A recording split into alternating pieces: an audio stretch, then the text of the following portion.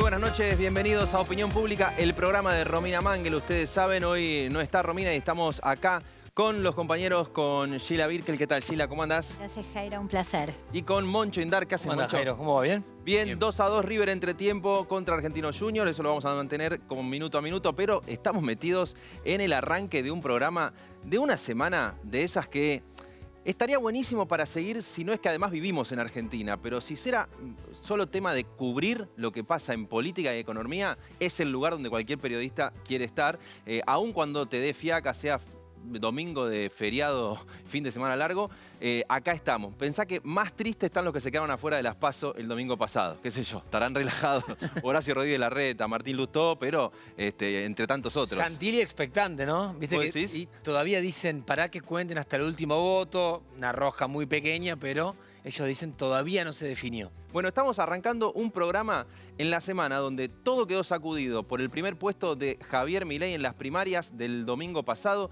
su raíz por todos los medios diciendo, contradiciéndose, afirmando, después desmintiendo lo que afirmaba, enfrentando archivos y tratando de vender cómo sería un eventual gobierno con dos palabras, dolarización y casta. Y estamos en la semana de la devaluación que sorprendió el lunes a la mañana, sin plan, sin anunciar y con un traslado a precios que todavía está sacudiendo la estantería. Así que no se pierdan todo lo que tenemos hoy. En minutos, José Ignacio de Mendiguren, hombre clave del equipo económico de Sergio Massa, poniendo la cara y pela acá, tratando de explicar lo que es este momento caliente de la economía y también de prometer, porque su jefe sigue siendo ministro de Economía y sigue siendo candidato. Salió En la semana dijo, voy a ser ministro de Economía, voy a ir a Estados Unidos, voy a volver de Washington, voy a seguir siendo el ministro. Porque tiene gente amiga en el oficialismo que dijo, bueno, que se vaya del cargo. Después salieron a decir, no quiso decir eso. Saludo y para también, Valdés. sí, claro. Y también vamos a estar hablando de qué puede prometer para enfrentarse a esta campaña.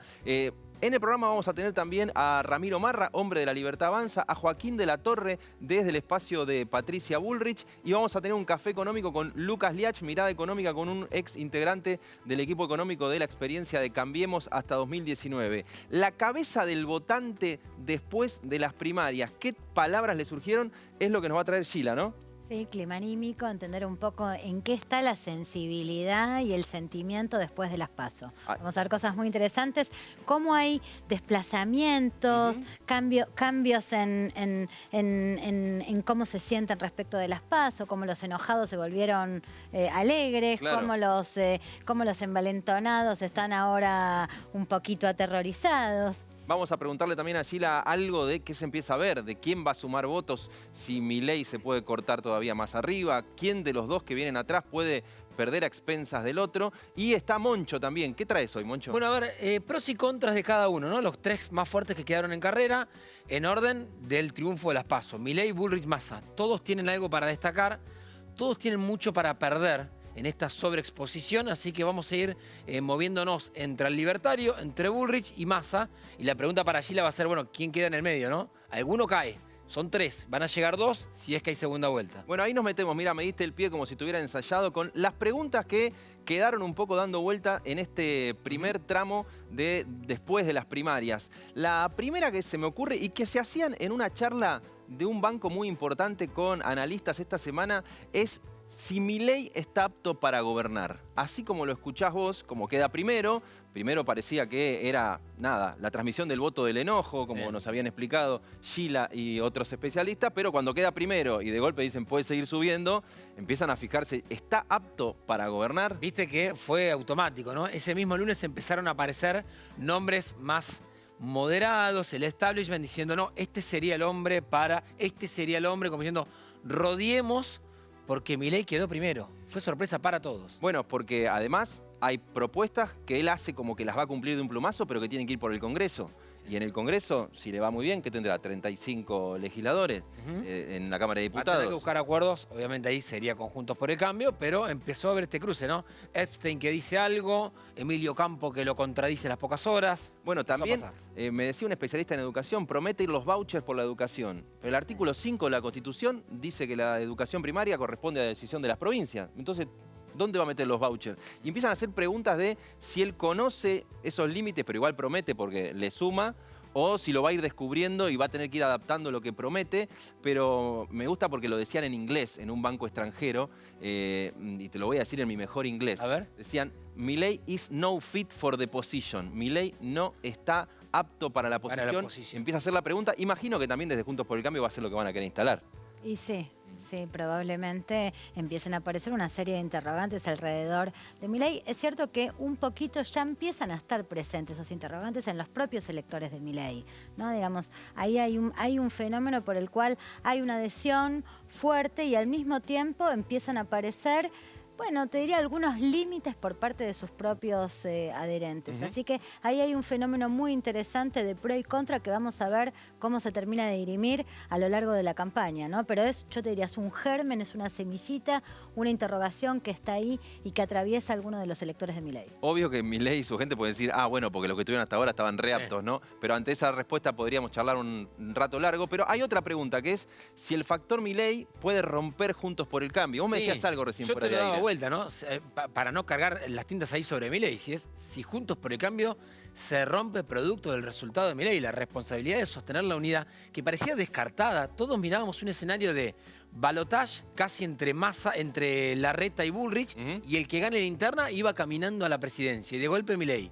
¿Y ahí entonces qué? ¿Cómo reconfigurás la unidad? Pero el tema es... Con Macri. Macri da la impresión que se muere por...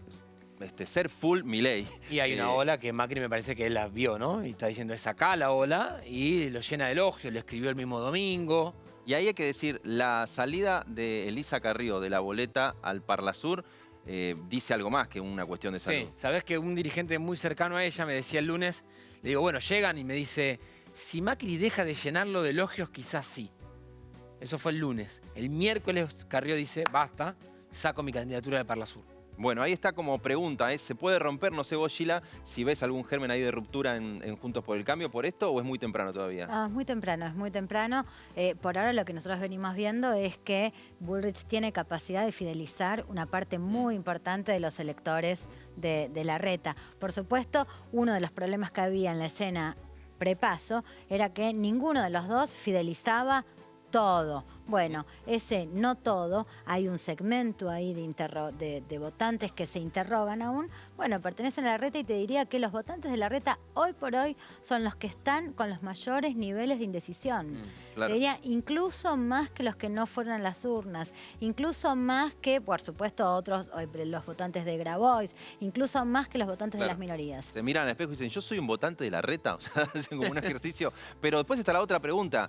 ¿Cuánto aguanta la campaña de Bullrich, ahí como un poco deslizabas vos y también Sheila, entre varias presiones de votantes que se le ponen ir por otros lados? ¿Y cuánto aguanta la campaña de Massa, el propio calor de la economía, el flor de, si me permiten técnicamente, quilombo económico que hay?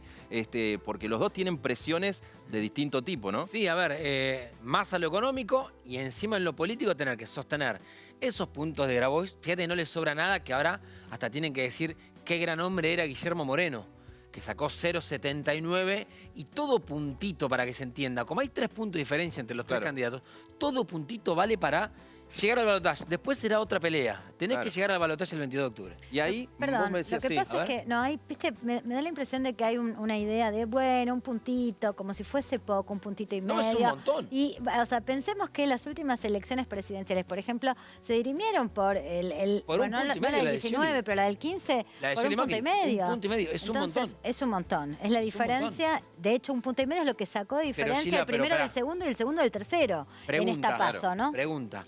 Lo que vos le saques a tu rival también... Vale doble. Ahí está. Entonces, por eso es como es tan finito todo, diciendo, bueno, para que llegamos con Milei primero, obviamente. En un ratito Sheila te va a contar qué es lo que le están transmitiendo los votantes, qué es lo que puede haber de quién se corta solo, quién le saca votos a otro, porque empieza a haber algunos números que se los vamos a pedir para después echarle en cara de que le pifiaron los encuestadores, porque eso es una especie de ida y vuelta todo el tiempo, ¿no? Dame datos. Le pifiaste. Después bueno, es así. Y ya está José Ignacio de Mendiguren acá con nosotros para meternos con la semana económica, la semana política, pero esto es lo que decían Milei, Bullrich y Massa en la semana posterior a las primarias. Que si la tormenta conviene quedarse en el ministerio mientras uno es candidato, yo cuando estoy al frente en la tormenta agarro el timón y no lo suelto. Se queda hasta el 10 de diciembre. Sí, no solamente eso, yo creo que lo peor que podría hacer, una coincidencia con Milei. Cuando el papá dice, tengo la escuela pública, pero tengo 18 paros por año... Pero no hay clases. Me complicaste la vida, flaco. Porque, digamos, no tengo dónde dejar a mi pibe. Entonces, acá tiene que haber también un compromiso en el cual decimos, muchachos, se acabó la joda de que por cualquier cosa reclamamos. Argentina ha sido a lo largo de los últimos 5 días, o ha vivido a lo largo de los últimos 5 días, situaciones de inestabilidad. Hemos establecido un programa de acuerdos que tiene, por un lado, beneficios fiscales para que el impacto y el esfuerzo sea compartido. Comparte en una parte del ciudadano, porque los aumentos van a recorrer un sendero de 5% por mes. Si te toca 10 de diciembre, imagínate la situación, estás ahí y te toca jurar. ¿Qué te va a pasar con eso? Es la responsabilidad que estoy asumiendo, de hecho. De hecho, estoy trabajando como si me tocara asumir mañana. El kirchnerismo miente. Por ejemplo, la devaluación que él hace el día después de las elecciones. Sí, se la adjudicaron a Milei. ¿Entendés? La decidió Massa, ¿no? La decidió Massa y la tenía ya... Así de caliente fue la semana económica. José Ignacio de Mendiguren, el vasco de Mendiguren, gracias por venir. Hombre clave del equipo de Massa. Buenas noches. La parte productiva me toca a mí. Pero vos me decís la parte productiva, yo te digo, lo del lunes a la mañana, sí. La devaluación del tipo de cambio oficial, sin anuncios, sin un plan, ¿estuvo bien hecho? Yo creo que sí. A ver, creo que sabíamos cuál es la presión del fondo de toda la vida. Creo que Sergio se reseteó desde agosto del año pasado, porque con toda claridad, cuando vos vas a tener una situación de falta de reservas, que lo que nos generó una situación de inflación como la que tenía y un tema de pérdida del poder adquisitivo del salario, una devaluación brusca, ¿a dónde te lleva? Nadie te la podía decir, pero todos la querían, ¿eh? El fondo, mucho de la oposición, para empujarla. Nosotros no estuvimos de acuerdo, trabajamos precisamente para bajar el techo de la brecha y no subir el piso bruscamente. Trazamos un camino, vos lo conocés. Todo lo que hicimos desde agosto hasta el mes de diciembre.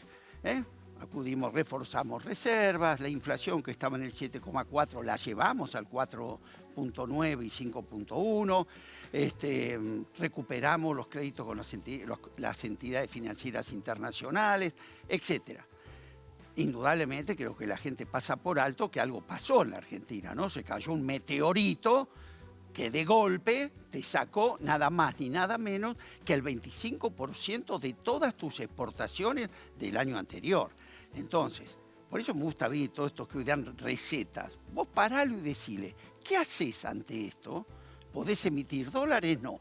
¿Podés salir urgente a duplicar o triplicar tus exportaciones? No. Entonces, ¿qué haces? Y a la luz de eso, que es lo serio, es donde uno empieza a juzgar cuáles son las cosas que se pueden hacer. ¿Que se resistió siempre a eso? Sí. ¿Y por qué se cedió? ¿Por qué? Primero, pues se trató de reforzar las reservas. A mí me gustaría ver, sinceramente, saber el respeto que yo tengo por Massa, sobre todo en la situación que le toca manejar. No porque esté con él, porque lo veo actuar. El fondo pedía lo que todos sabemos que pedían. ¿Qué hizo él? Cuando primero acumular reservas en la negociación. El fondo no nos la daba. ¿Qué hizo? Fue a China, fue a Qatar, fue a cuánto lugar, a la Corporación Andina de Fomento, tema novedosísimo. Nadie en la vida se le hubiera ocurrido pagarle al fondo con yuanes, ¿no? Con el tema geopolítico que esto significa. Ir a la Corporación Andina de Fomento, que es donde no está Estados Unidos. Ir a Qatar. Sin embargo, pudo no tocar reservas, entonces la modificación cambiaria estuvo en el orden de menos de la cuarta parte que lo que el fondo pedía. Pero no la anunció nadie. Recién el ministro apareció el miércoles a la noche en un programa de televisión. O sea, lo planteo porque ese lunes hay registro de que los precios subieron 3 veces lo que subieron la semana previa. Como que hubo una sensación de desgobierno en ese momento de la devaluación que nadie la presentó. Vos sabés que gracias, viste, yo sabía. Primero para que sea un poquito más ameno. Sí. Porque Jairo está con una gana de tirar tiro que no te cuento. ¿Qué va a tirar tiro, Jairo? ¿Qué va a tirar? Nada, yo conozco desde que nació. Desde que el dólar valía 3 pesos. ¿Te acordás? Y bueno, todo lo que salvamos, hace 10 años se conocen. Y viste que en todo lo que sí dije, yo personalmente me equivoqué poco, ¿eh? Y fíjate, resisto cualquier archivo de esa época, de cuál es el camino, que lo sigo sosteniendo ahora. Ahora, Vasco... Para nosotros hay un solo camino de todo esto, ¿eh? No hay otro. El resto es jarabe de pico. Si vos hoy no creces y no generás los dólares, el resto es fantasía. ¿Vos escuchaste hoy en La Nación este muchacho que se llama Ocampo? Lo que te explica de la dolarización, tenés que tener un conjunto de magos para que lo entiendan. Y encima, cuidado, dice, fue extraordinario, porque si no coordinamos bien, no podemos ir a Burundi, que tuvo 11.000% de inflación. Es decir, otra vez nos quieren tratar a nosotros como conejos de laboratorio, donde como ya probaron la inflación cero, la tablita de Martínez Dios, el austral, el primavera, la convertibilidad, todo explotó. A mí me tocó salir de la crisis del 2002. Este libro, que lo presentamos con Romina, tendría que ser de lectura obligatoria hoy. Acá te vas a encontrar la crisis del 2002 con los mismos actores, Roque Fernández. Del otro lado, te vas a encontrar con las mismas propuestas, dolarizar, banca offshore, privatizar. ¿Y sabes cómo salimos? Esto es muy importante, de mucha actualidad. Porque el radicalismo y el peronismo, te suena esto hoy, ¿no? El campo nacional dijo, de esta salimos juntos, porque estábamos amenazados por la dolarización, las privatizaciones, la banca offshore. ¿Y qué sucedió? Y este habla alguien que lo hizo, no que lo contó. De esta crisis, siendo una economía normal, lo único que nos propusimos, vamos a ser una economía normal. Los países serios del mundo tienen moneda, muchachos. Claro. Los países, perdón. ¿Y qué pasó? ¿Qué pasó? Ahí están los resultados. ¿Le hiciste caso a alguno de ellos? Hubo que ir a una banca offshore porque no iban a volver a los bancos los depósitos. En el mes de agosto del 2002, todos los depósitos volvieron a los bancos. ¿Y sabés qué inauguraste? El periodo de crecimiento más largo de la historia argentina, 2002-2011. Pero perdón, y eso Moncho, que el dólar Vasco, se va todo. Vasco, Sí. lo que pasa, la gran diferencia con ese punto es que hoy vos estás pidiendo ser el representante de esa voz, pero sos el que está en el gobierno con una inflación que por la propia política va a llegar tal vez este agosto y septiembre a 2 dígitos. Y como no creemos en las magias, no creemos, lo que a mí me toca, ¿sabes cuál es la solución a la inflación? Que genere más riqueza y genere más dólares. Porque hoy tu falta de dólar es lo que te desestabiliza toda la economía. Y la falta de dólares se debe a modelos primarizados. Si Argentina le sigue, como ahora proponen los nuevos, vendiéndole al mundo lo barato y comprándole al mundo lo caro, ¿vamos a reaccionar de una vez por todas, como contamos acá? Hoy Argentina, mirá lo que se discute en todos lados. Cualquier cosa menos el centro. Vos seguís exportando a $400 y seguís importando a 1.600. ¿Viste esto en alguno de los papeles de todos los genios? Ahora, Vasco, es terrible. Yo te quería preguntar, del otro lado, sí, alguien dirá, ¿por qué el Massa del 2023 va a ser distinto al del 2024? Digo, con lo que vos planteás, ¿cuál va a ser la diferencia? ¿Cómo no? Ya estamos. Primero miro el Massa del 2022, cuando nos tocó asumir. ¿Qué dijo Massa? Asumieron en el 2019. Perdón. Bueno, la economía. A vos te toca la economía. Vos estarás presidente del Senado. Pero vamos a la economía. ¿Qué dijiste? La salida va por la especulación financiera o por la producción. Este es el debate de fondo. Este es el debate de fondo. ¿Vos viste lo que se está proponiendo hoy? Es igual que acá, igual. ¿Qué te dicen? Vamos a agarrar la LELIQ, ¿no? Vamos a hacer un paquete, vamos a buscar un fondo de riesgo, se las vamos a encajar, un plan Bonex, ¿no? Ya lo vivimos también. Vasco. Y además, perdón, ¿no te suena raro a negocito financiero? ¿No te acordás de uno que hizo un bono a 100 años y lo compró él mismo? Otra vez volvemos a política. ¿Por qué no discutimos cómo hacemos para que el 85% del trigo que exportamos a granel lo exportemos a $2.000 y no a 300 en fideos? ¿Por qué no discutimos? Porque así vas a arreglar los problemas, no con magias. Ninguno de ellos te habla de esto. Y además es importante decir, y ahora vamos al futuro, acá lo tenés, sector por sector, región por región, cómo doblamos las exportaciones, con fundamento, no con sanata. Esta es la salida, produciendo, no otra vez con alquimias, especulando, que nadie entiende lo que dice. Porque además, ya Los que hoy veo que hablan con el fondo, Roque Fernández, todos ya pasaron, ya lo dijeron acá. ¿Y sabe por qué la Argentina salió?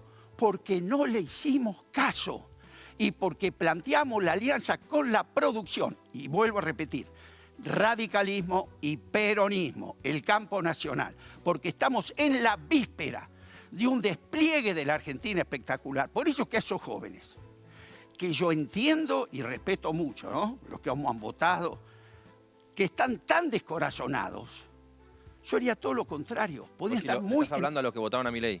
Sí, a los que están enojados con la política. Te iba a preguntar por el pibe de Rappi, porque yo tengo la impresión de que hay un segmento social muy importante al que el gobierno de alguna manera lo deja afuera de la, por lo menos incluso te diría del discurso, no más allá de la política. Podemos estar equivocados, pero yo te aseguro. Mira, hay algo que quiero agregar que no es excusa porque vos conocés bien los números del mundo.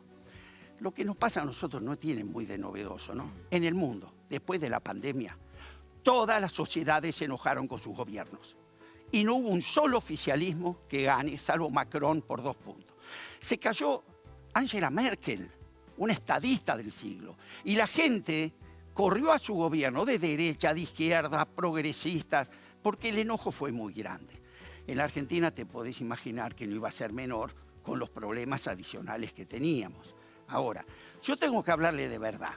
Yo veo la producción, veo las cifras concretas, que si de la crisis del 2002 salimos con el trigo, la soja y el maíz, vos acá por delante ya tenés el litio, las energías renovables, ya está concretado el gasoducto, no es futuro. Lo que era un saldo negativo energético pasa a ser positivo. Esto le quiero contar a los jóvenes. Lo que pasa, Vasco, es que hay una diferencia en ese trayecto que vos planteás y que debe tener mucho consenso en la política, más allá de que haya diferencia. Vos tenés hoy un bicho que no estaba en el 2001, que es una inflación llegando, según el pronóstico, tal vez cerca del 150, 180%. Lo sabemos. Lo que quiero decir es que ahí hay un tema que cuando vos decís la salida productiva, te pueden acompañar, pero necesitas pensar en alguna propuesta para decir, yo voy a poder bajar la inflación cuando ahora la estoy espiralizando por lo que heredé, por lo que me toca, por mi ley, por lo que vos quieras. Lo que se vivió esta semana, Vasco, vos tenés muchos años en política, no había precio, se frenaba la actividad, el blue llegando a 800 pesos, o sea, había una sensación, salió alguien de tu fuerza a decir que Massa deje el ministerio y se vaya a hacer campaña. No está mal que lo piense, a ver. Pero vos te das cuenta del escenario para el que tiene una empresa, o sea, por el que tiene un salario. Yo soy industrial. En agosto del año pasado nos pasó exactamente lo mismo. Cuando todos te anunciaban la devaluación brusca, al default en pesos, la CUNSA, el capo del default, te niega vos del default. No teníamos precio, no teníamos producto. A mí me mandaban con remito y no me facturaban. Ya lo vivimos. Al mes, cuando todo se normalizó, apareció el producto y muchos pícaros. ¿Vos decís que esto ya pasó? ¿O esta semana podés pasado? tener? ¿En agosto? No. ¿La turbulencia de esta semana ya quedó atrás o estamos en un escalón? No hay magia. Es total que uno dijo, la inflación la bajo, clic, ¿te acordás? ¿Te acordás, no? Sí, claro. ¿Y qué hizo? La duplicó. Está claro, ¿no? Sin guerra, sin pandemia, especialistas en cuidar la inflación no son. Entonces, hoy en una situación difícil, claro que vamos a ir. A mí, ¿qué me dice Sergio? ¿Qué es lo que a mí me toca? Vasco, que no se te caiga a nivel de actividad y no dejemos de bajar el índice de desempleo. Porque esto es terrible, que no te alcance la plata, que es lo que nos pasa, es terrible, ¿no? Cuando el salario. Pero el desocupado no tiene ningún empleo. Entonces estamos, como confiamos que hay que pasar este periodo que la sequía nos sacó, no nos olvidemos. 21.000 millones de dólares, calcula la economía de hoy con 21.000 millones de dólares. Bueno, ahora, todos estos genios que te dan recetas y permanentemente te diagnostican los problemas de los problemas, pregúntale qué hacen con los 21.000 palos que no están. Pero, y se acabó el debate. Bueno, entonces... ¿Massa está sólido en el control de la situación? Porque uno no ve, o al presidente no lo ve, a la vicepresidenta no la ve. Está Massa. Massa, pero vos lo conocés. No sé, pero él está sólido en la situación. Ayer laburamos todo el día, hasta las 8 de la noche, desde las 9 de la mañana. ¿No le gustaría un apoyo más concreto de Cristina? No sé, la verdad, yo creo que hoy lo que tenés que hacer cuando te toca la crisis es trabajar y dar respuestas concretas dentro del marco que vos podés tener. Vamos a anunciar medidas, Sí, para la vuelta de él hemos estudiado un montón de paquetes en lo que a mí me toca mantener el nivel de actividad y seguir manteniendo el desempleo. Cuando vuelva de Washington se anuncia la suma fija más analizada de la historia. Estamos discutiendo la suma fija desde hace 2 años. Si no se apura, la va a anunciar el próximo gobierno. No, la ¿por suma qué? fija. Pero se anuncia cuando vuelva Massa. Porque estuvo Kelly también, yo me fui. Yo estuve de 9 a... Esto como el dentista. Yo fui de 9 a 1, después vino Roberta, después venía Patricia. Kelly Olmos. Que apareció Patricia era un quilombo. No, hubiéramos charlado.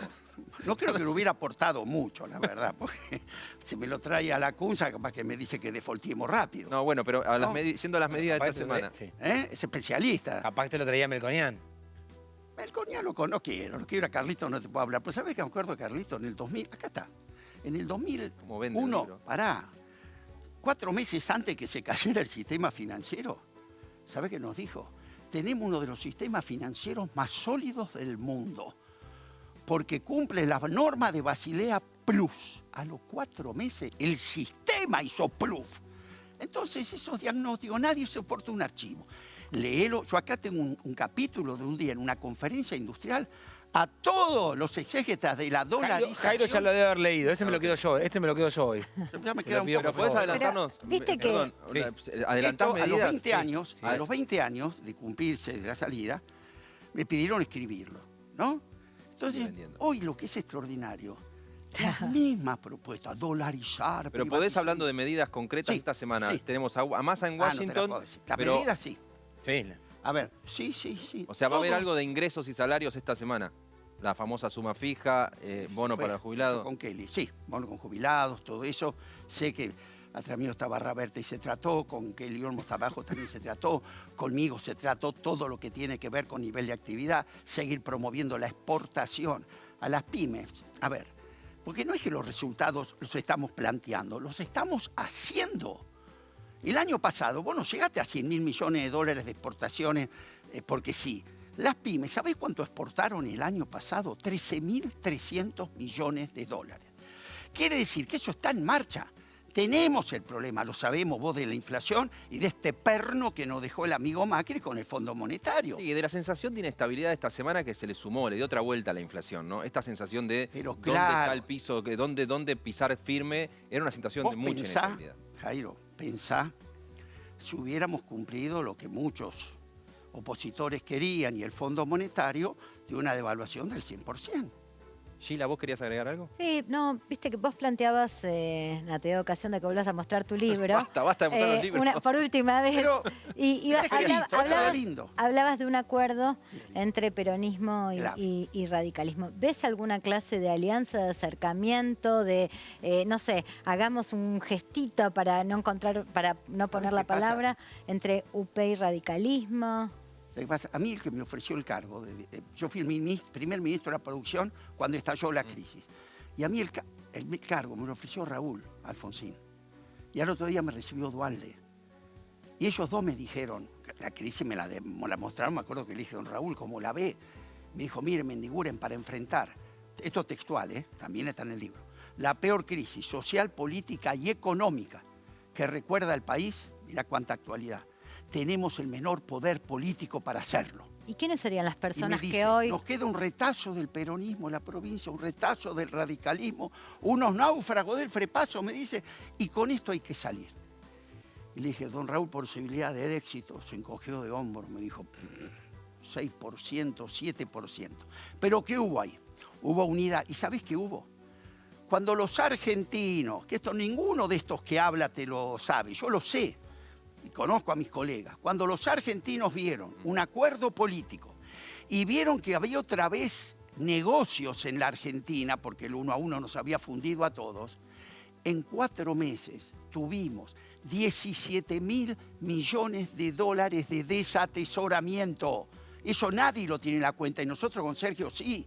Nosotros sabemos que si podemos estabilizar, mostrar los negocios... Argentina, Jairo, anotá y vuelvo en 2 Me años. anoto.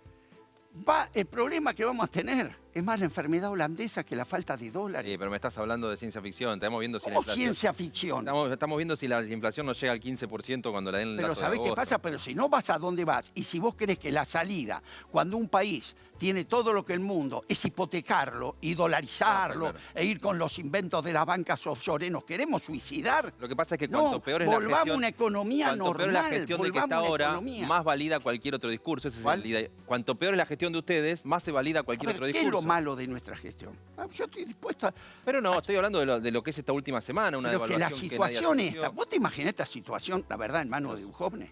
No, está claro, El cada señor uno. presidente Macri, me acuerdo cuando tiraron las... Y hablo por él, lo que él dijo. Se sintió esta Cuando semana, tiraron- ¿eh? La semana pospaso se sintió en el bolsillo, se sintió en la calle, se No sintió. Lo sabemos, O sea, ¿vos te se crees que sintió no lo sabemos? Mi fenomenalmente. mujer, yo llego a casa y no me escucha nunca de todo esto, pero mi obligación es ver cómo lo soluciono, no cómo lo diagnostico.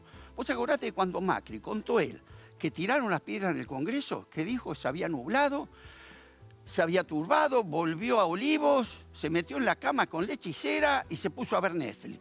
¿Te acordás? Lo dijo él, no lo digo yo. ¿Te imaginas en esta situación? Entonces, cuidado, la situación es una compleja.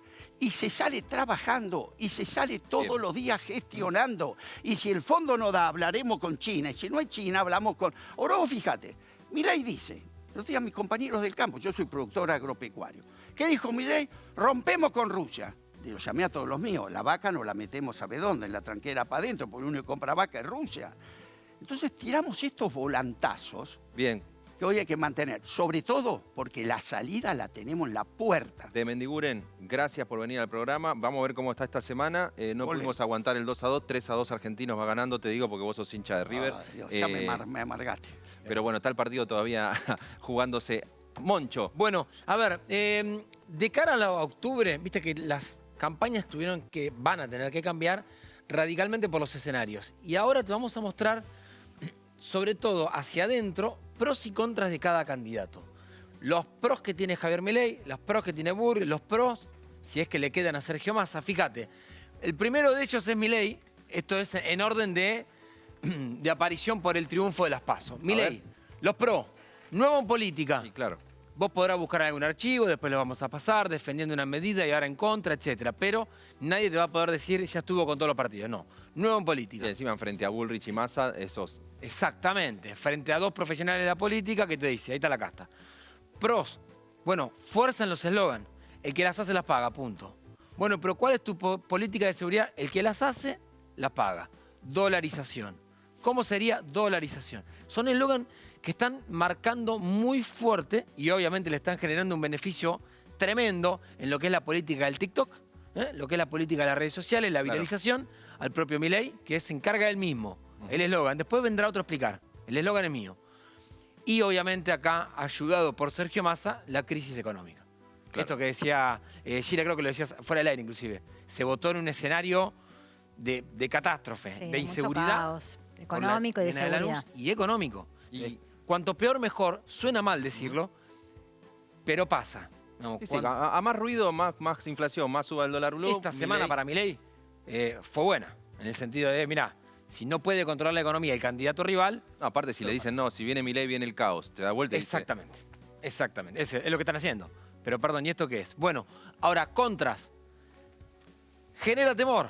Lo han visto seguramente del otro lado, si vos votaste a Milei o si alguien lo votó y si votó a Bullrich. Pero pará, ¿y qué era Milei? ¿Qué era este loquito que estaba en los medios de comunicación?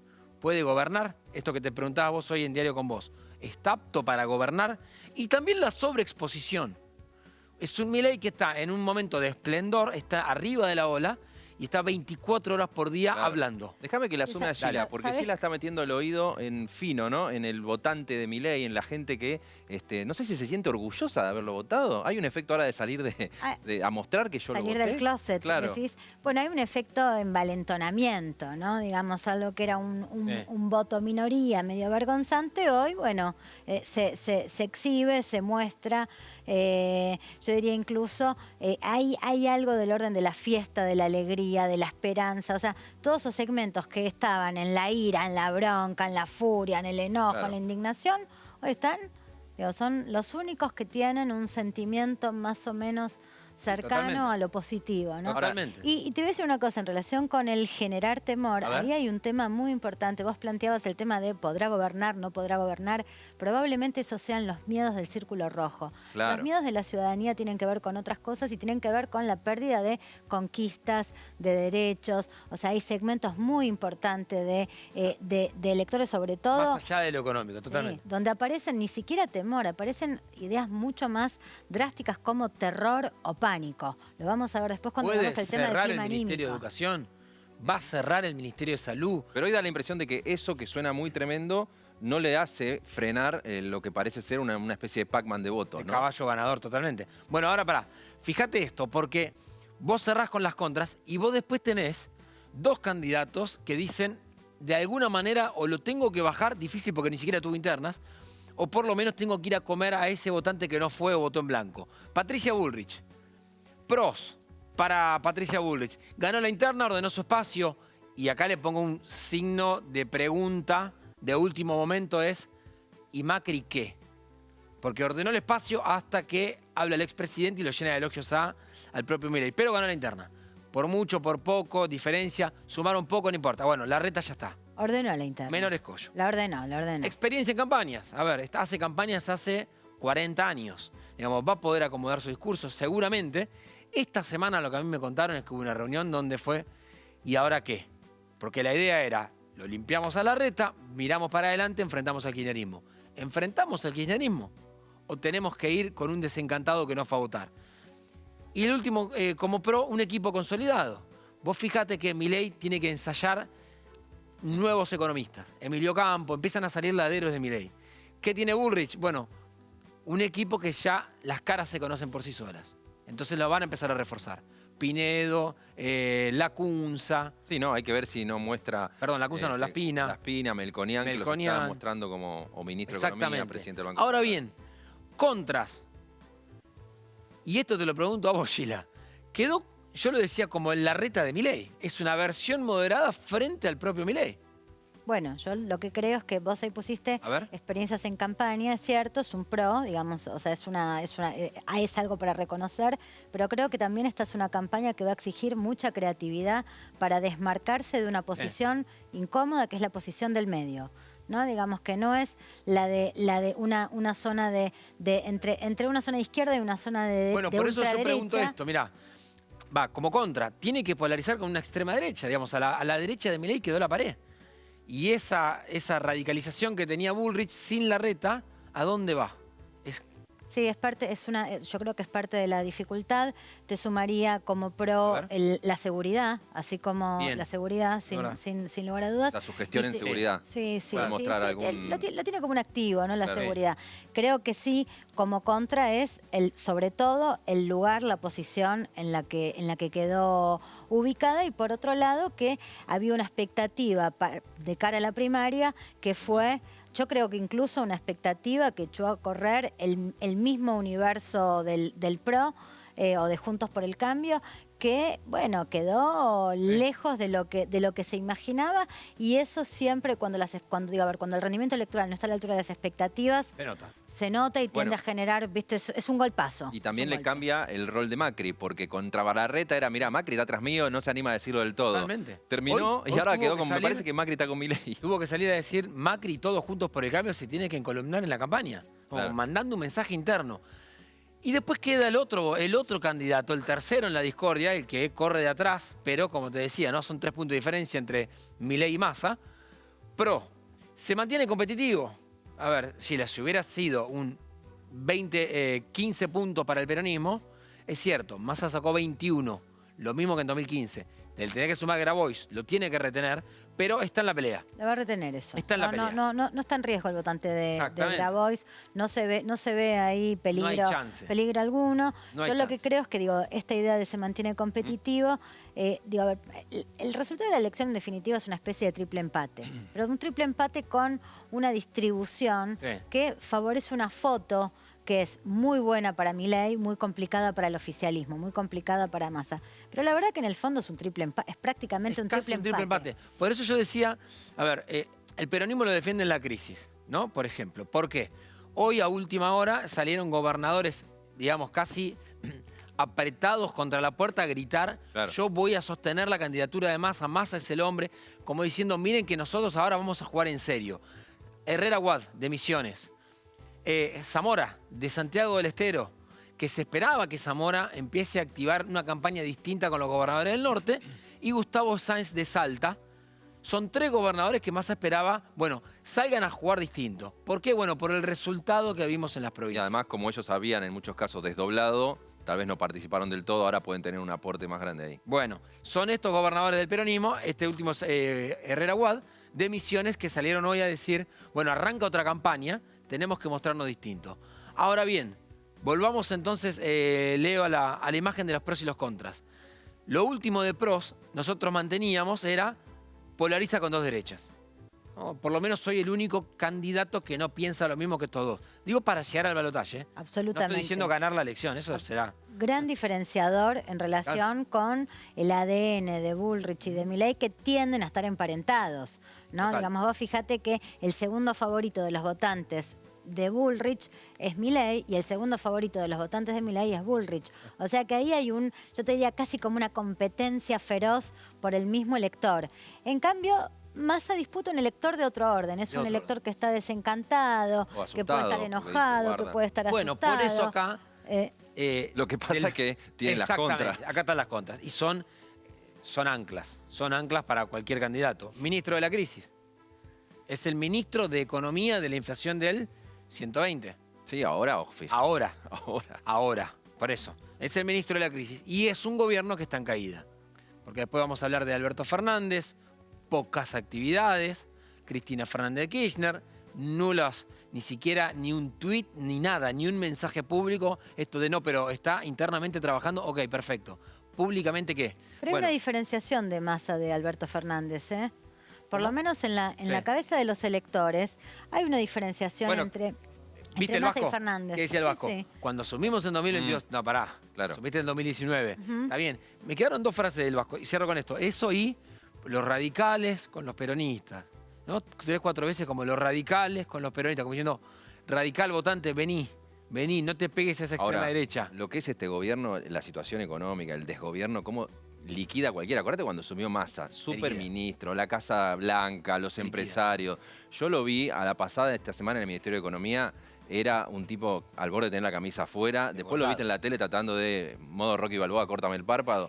Pero vos lo ves como TN estaba así. la inestabilidad de este gobierno te liquida. Ese es el mayor desafío que puede tener. Tenés 2 anclas. Él sabe que pelea. Yo me meto en esa cabeza y esa cabeza de decir, mira, con un balotaje somos competitivos. Por lo menos nos quedamos competitivos después de haber perdido Tigre. Ni más ni menos que haber Hasta perdido Tigre, Tigre. claro. Hasta ese punto viene el peronismo. Gracias, Moncho. Ahí estamos ya recibiendo a Joaquín de la Torre, hombre clave del armado de Patricia Bullrich. Y a propósito, lo decía recién Moncho, Patricia Bullrich reaccionó al estilo de los youtubers, reaccionando al apoyo de Macri a Milei o de este coqueteo y de la propuesta, que si ustedes se lo perdieron, se la hizo Milei por radio. Dice, yo le daría un puesto de súper embajador a Macri, generándole todavía más lío a Juntos por el Cambio. Mirá lo que decía Patricia Bullrich. Patricia, en relación con Milei, Mauricio Macri ha tenido más de una frase elogiosa para con él, ha manifestado que suelen hablar, que han hablado. En ese sentido, me interesa preguntarle si eso no es perjudicial para usted. Yo creo que todos Juntos por el Cambio tiene que concentrarse ahora en hacer crecer Juntos por el Cambio. Y no tenemos que ponernos a comentar sobre otros. ¿Cuál va a ser el rol de Macri? Lo vamos a discutir en un par de semanas. Y ya estamos con Joaquín de la Torre. Gracias por venir, Joaquín. Muy buenas noches. Buenas noches. ¿Qué es este coqueteo? Hoy parece de Milei hacia Macri, de Macri hacia Milei. ¿Cómo queda parada ahí Patricia Bullrich? No, yo creo que Mauricio tiene muy claro dónde está, a quién le tiene que hablar, que es mucho más al votante de Milei que a Milei mismo, más allá que ustedes tengan que hacer la interpretación que tengan que hacer. Y creo que en ese trabajo no está mal. Pero aporta a la campaña que... Bueno, yo creo que, a ver, como La todas campaña las de Bullrich, cosas, las cosas que generan duda no aportan, pero no deja de ser interesante mostrar que nosotros le podemos hablar a ese votante. ¿Y vos te sentaste alguna vez en una banqueta de cervecería artesanal? Me imagino que sí. Son muy incómodas. Sí. Pues yo pesaba 155 kilos hasta hace... Hoy cumplo un año de mi operación, así que imagínate lo que era para mí. No, pero yo me refería a que hasta la elección del domingo, Bullrich estaba sentada en el sillón de La Nación Más, muy cómoda. O sea, le preguntaban, decía Larreta. Ahora está sentada en la banqueta de la cervecería, no sabe cómo ponerse. Y recién lo decía Gila, parece que le sacan votos de un lado, no se puede diferenciar de Milei. ¿Cómo es la campaña entonces? Yo creo que ustedes están muy apurados, muy ansiosos. Está bien que lo estén, porque ese es su trabajo. Estar ansiosos. Estar ansioso y preguntar demasiado y tomar demasiado rápido, demasiado posiciones o análisis. Y yo la verdad que creo que la espuma tiene que bajar. Recién acaba de decir Ramón, hay 3 puntos entre el primero y el tercero. No hay que ponerse nervioso ni preocuparse. Creo que Patricia ha tenido una fortaleza muy grande durante todo este proceso, que es su autenticidad. Ella va a seguir trabajando sobre ese punto. ¿Qué es Patricia Bullrich? Está claro que es Patricia Bullrich. ¿Quién es Patricia Bullrich? Está claro quién es Patricia Bullrich. ¿Qué va a ser Patricia Bullrich? Está claro que va a ser Patricia Bullrich. Y nosotros vamos a seguir trabajando sobre eso y la gente va a tomar una decisión que hoy puede estar mirando a una parte de la película y más cerca de octubre va a estar mirando seguramente otra parte de la película. ¿Sabés que hasta tanto baja esa espuma? Me acuerdo cuando, creo que fue en febrero, ¿cuándo fue? Marzo, que vos dijiste, señores, Larreta se tiene que bajar. No, fue en mayo. Mayo. Y generó todo un cimbronazo, hasta casi una falta de respeto del otro lado interna, diciendo, perdón, vos jugás para Bullrich y me estás diciendo a mí que me baje. Bajá los humos, porque esto es una interna y se dirime así. ¿Por qué creías que se tenía que bajar más allá del resultado? Y si les costó tanto esa interna. Yo creo que se tenía que bajar, sigo creyendo que se tenía que bajar, creo que nos hizo daño. Creo que los resultados están claros. Horacio nunca me iba a sacar más de 10 puntos. Más allá de que todas las usinas de comunicación de los últimos 3 meses decían que Horacio estaba cerca, que iba creciendo, que Patricia se caía. Todo eso lo único que hizo fue hacerle daño a Juntos, no a Patricia, a Juntos. Y los que perdieron puntos fueron Juntos. ¿Por qué daño? ¿Por qué se tenía que bajar? Porque acá hay interpretaciones sobre el voto Milei distintas, yo tengo la mía. Y yo la he discutido esta semana con distintos periodistas y la paso a elaborar. El fuerte del crecimiento, el nudo del crecimiento de Milei tiene un origen, que es la cuarentena. No es el 2001, porque Milei es un fenómeno de los jóvenes. Y los jóvenes en el 2001 no habían nacido. La libertad como fenómeno surge en el 2001 y Patricia tenía una posición muy clara en ese punto. En cambio, Horacio era justamente lo contrario. En la cuarentena, decís. Exactamente. Era lo contrario. Y nosotros necesitábamos que la posición de Juntos claramente tuviera una decisión. Y la competencia final, y Gila es especialista, yo soy solamente un opinador, al final de la decisión, el voto que estaba en disputa entre Patricia y Milei terminó las últimas semanas por el crecimiento del dólar 600, por los problemas de inseguridad, se terminó yendo. Ahora, ¿qué hubiera pasado si estos 3 meses no hubiéramos tenido una discusión con aquel que para mucha gente era la cuarentena, era el encierro? Ahora, vos sabés, la mayoría Joaquín, de las juventudes históricas, perdóname, la mayoría de las juventudes históricas, las juventudes rebeldes van hacia la derecha o hacia la izquierda, históricamente, hacia la izquierda. Sin embargo, esta es una juventud que fue a la derecha. ¿Por qué fue a la derecha? Porque el encierro y la no libertad fueron un determinante donde el progresismo y la izquierda se sumó claramente al quédate en tu casa y cuídate. Le sacamos 2 años a los jóvenes y pensamos que eso no va a tener un resultado. Después, por supuesto, que la gente... No solamente le sacamos 2 años a los jóvenes, le sacamos 2 años a los chicos del colegio de las madres en el conurbano. Las madres en el conurbano, sus hijos dejaron de ir 2 años al colegio. Esas madres sintieron durante todo este proceso un sentimiento muy claro que fue: yo me banco la indignidad de vivir un plan. Ahora no me digas que mi hijo va a vivir indignamente un plan como me lo estás diciendo cuando le sacás el colegio durante 2 años. El fenómeno cuarentena fue determinante en el crecimiento de opciones como Patricia o como Milei. Y a nosotros nos dañó Larreta. ¿Sheila? No, pensaba, digo, le das un lugar central a las ideas de la libertad y sin embargo cuando escuchamos un poco qué es lo que ayuda a elaborar la toma de posición del voto de las personas que prefirieron a Milei, aparece bastante poco la idea de libertad. Aparece más una idea te diría, de anticasta, de enojo con lo dado, de rechazo. Eso es lo que le da volumen. Eso le da volumen. Digamos, por supuesto que le da volumen también la situación económica y un montón de cuestiones. Ahora, el motor de este fenómeno es el que yo digo, que es la cuarentena. ¿Qué le dice Patricia a los jóvenes? ¿Qué le dice Patricia Bullrich a los jóvenes? No, Patricia tuvo una mirada muy clara respecto de la cuarentena y su oposición. De hecho, el 17 de agosto se cumplieron 3 años de la primera marcha contra la cuarentena interna, que la encabezó Patricia en todo el país, digamos, ¿no? O sea que, desde ese punto de vista, nosotros hemos tenido o Patricia ha tenido una posición muy clara. Yo, por otra parte, nunca dije quédate en tu casa ni cuídate, yo personalmente.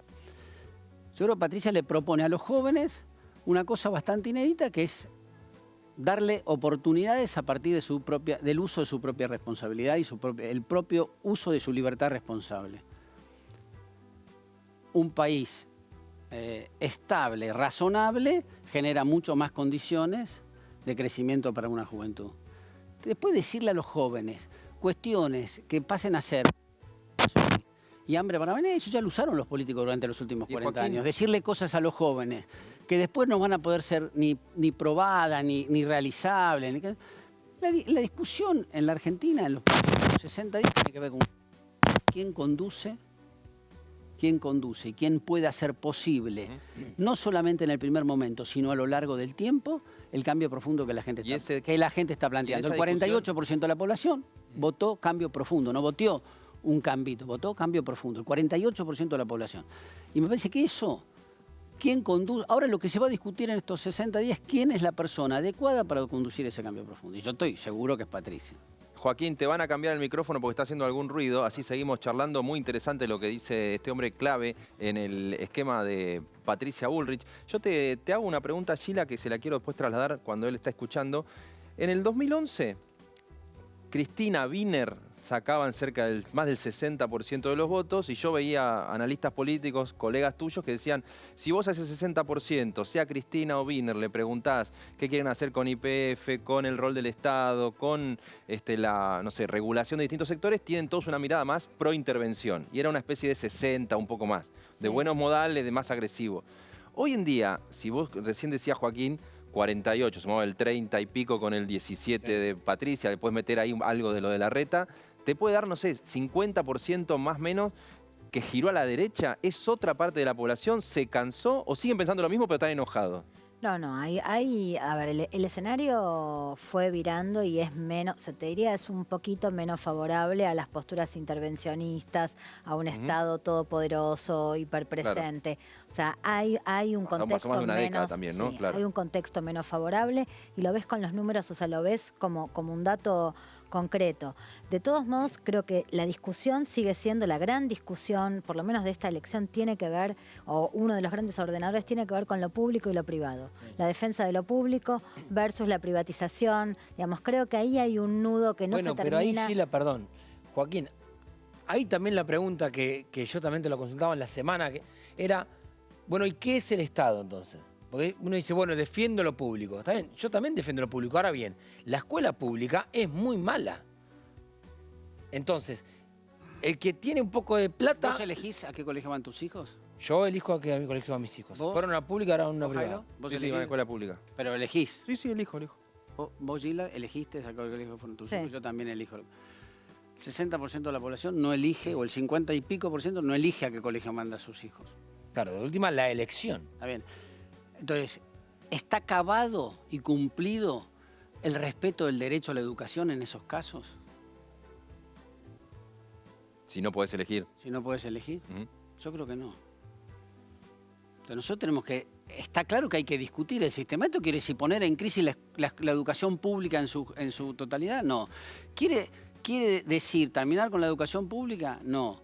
Lo que sí quiero es discutamos de qué manera todos los seres humanos, todos los padres de la Argentina pueden elegir la educación de sus hijos. ¿Y cuál es el proceso? ¿Y de qué manera vamos a lograrlo eso?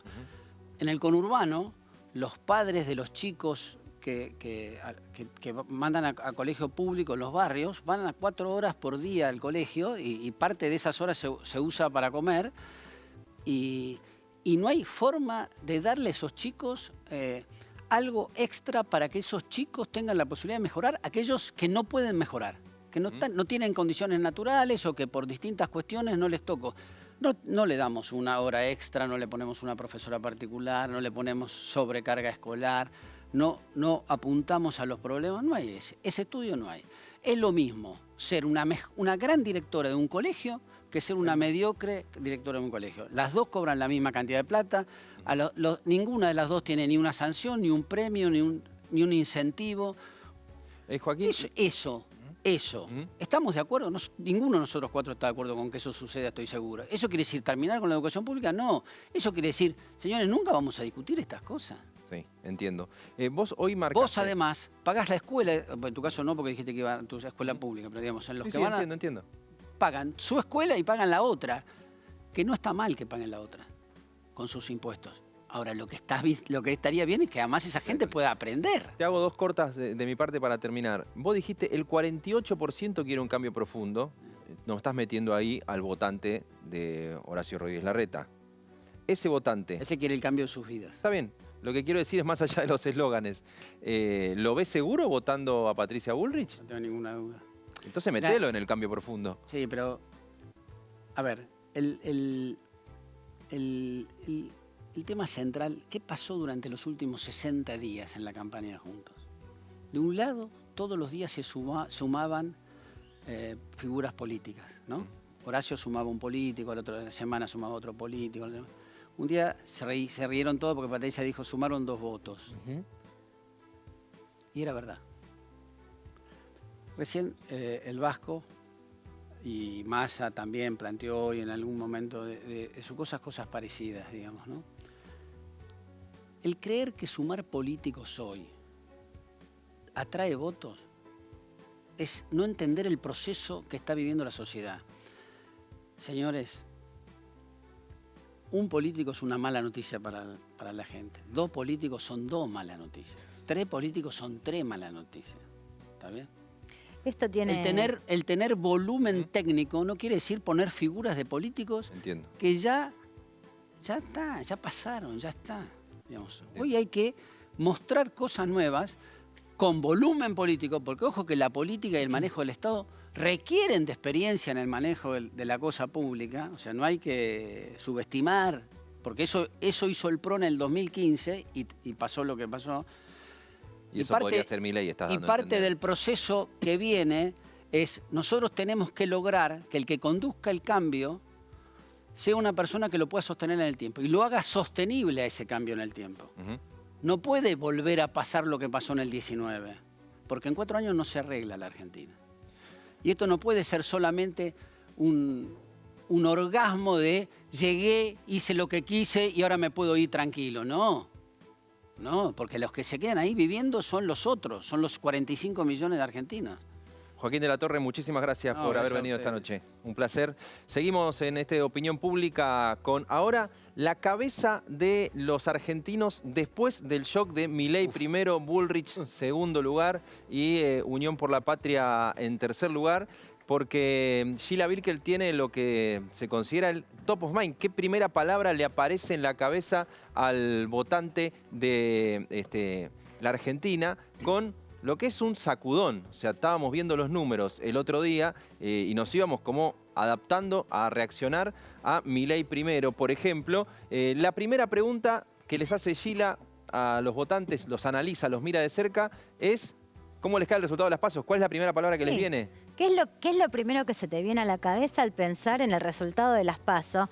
Y lo que tenés ahí es, te diría, una especie de sumatoria de todo lo que está pasando en la sociedad. Ahora me gustaría verlo por por voto, pero hay 3 ideas muy importantes acá, que es miedo, Claro. sorpresa y esperanza. Y vas a ver cómo hay de alguna manera vasos comunicantes entre distintos electores y estas distintas posiciones.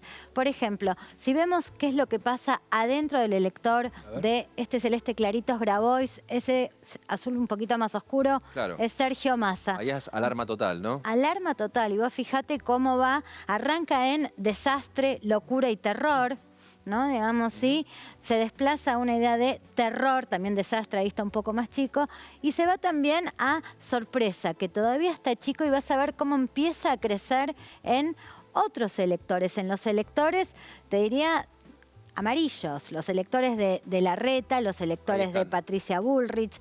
Vos fíjate cómo... Ya no ves terror, por lo menos. No ves terror, pero fíjate que entre los de Larreta ves miedo. Sí. Ves miedo, ¿no? Digamos, entonces vos ves ahí un ADN común, te diría casi como una especie de gradación del miedo. En Larreta son un poco más chicos, apenas miedo, en los otros es terror, ¿no? Que es como una dosificación del miedo mucho más intensa. Sí, eso también te puede guiar eventuales comportamientos. O sea, me animo a pensar yo, si les tocara después proyectar hacia dónde podría ir un apoyo en algún momento, ¿no? Esto te está mostrando, yo diría, sensibilidades comunes que hay entre electores, ¿no? Claro. Digamos, sí, posicionamientos en relación con uno y otro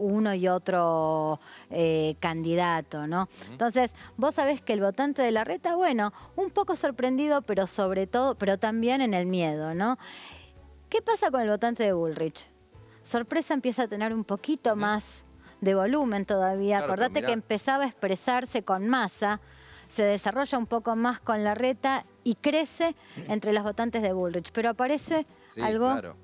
La palabra esperanza. interesante, esperanza. Y me dio un Guarda la poquito de patada, Es haya. cuando tocas el pensamiento Sí, sobre Milei. y la esperanza. No, pero es que en realidad, además, cuando vos nos contabas al principio cómo Bullrich y Milei se van acercando en lo que van planteando, Sí. imagino el votante de Bullrich diciendo, a ver, señores, mirá si es un balotaje Milei-Bullrich, estamos bastante bien. Digo, como votante, me tocará mi candidata o me tocará Milei, pero por lo menos ya desterré a lo que es el kirchnerismo. Bueno, algo de lo que decía Joaquín de la Torre recién, es verdad, entre los dos sumaron 48% Claro. de los votos, ¿no? O sea, arrancan con, te diría casi, la mitad del país, Bullrich más Milei, arrancan con el 48% Claro, de pero los en el votos. tamaño de la letra, donde acá había miedo, más o menos acá hay esperanza. Sería como la... Sí, y fíjate, miedo está muy chiquitito ahí, digamos, o sea, cómo el candidato Milei, bueno, no aparece como un cuco terrorífico para los electores de Además, ganó la Bullrich. interna.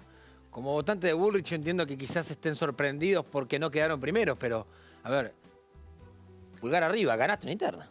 Pulgar arriba total, ahora te voy a decir una cosa. Este fenómeno de sorpresa que ves en los dos electores, creo que es también un fenómeno, yo te diría, un daño autoinfligido. Claro. Claro. Un daño autoinfligido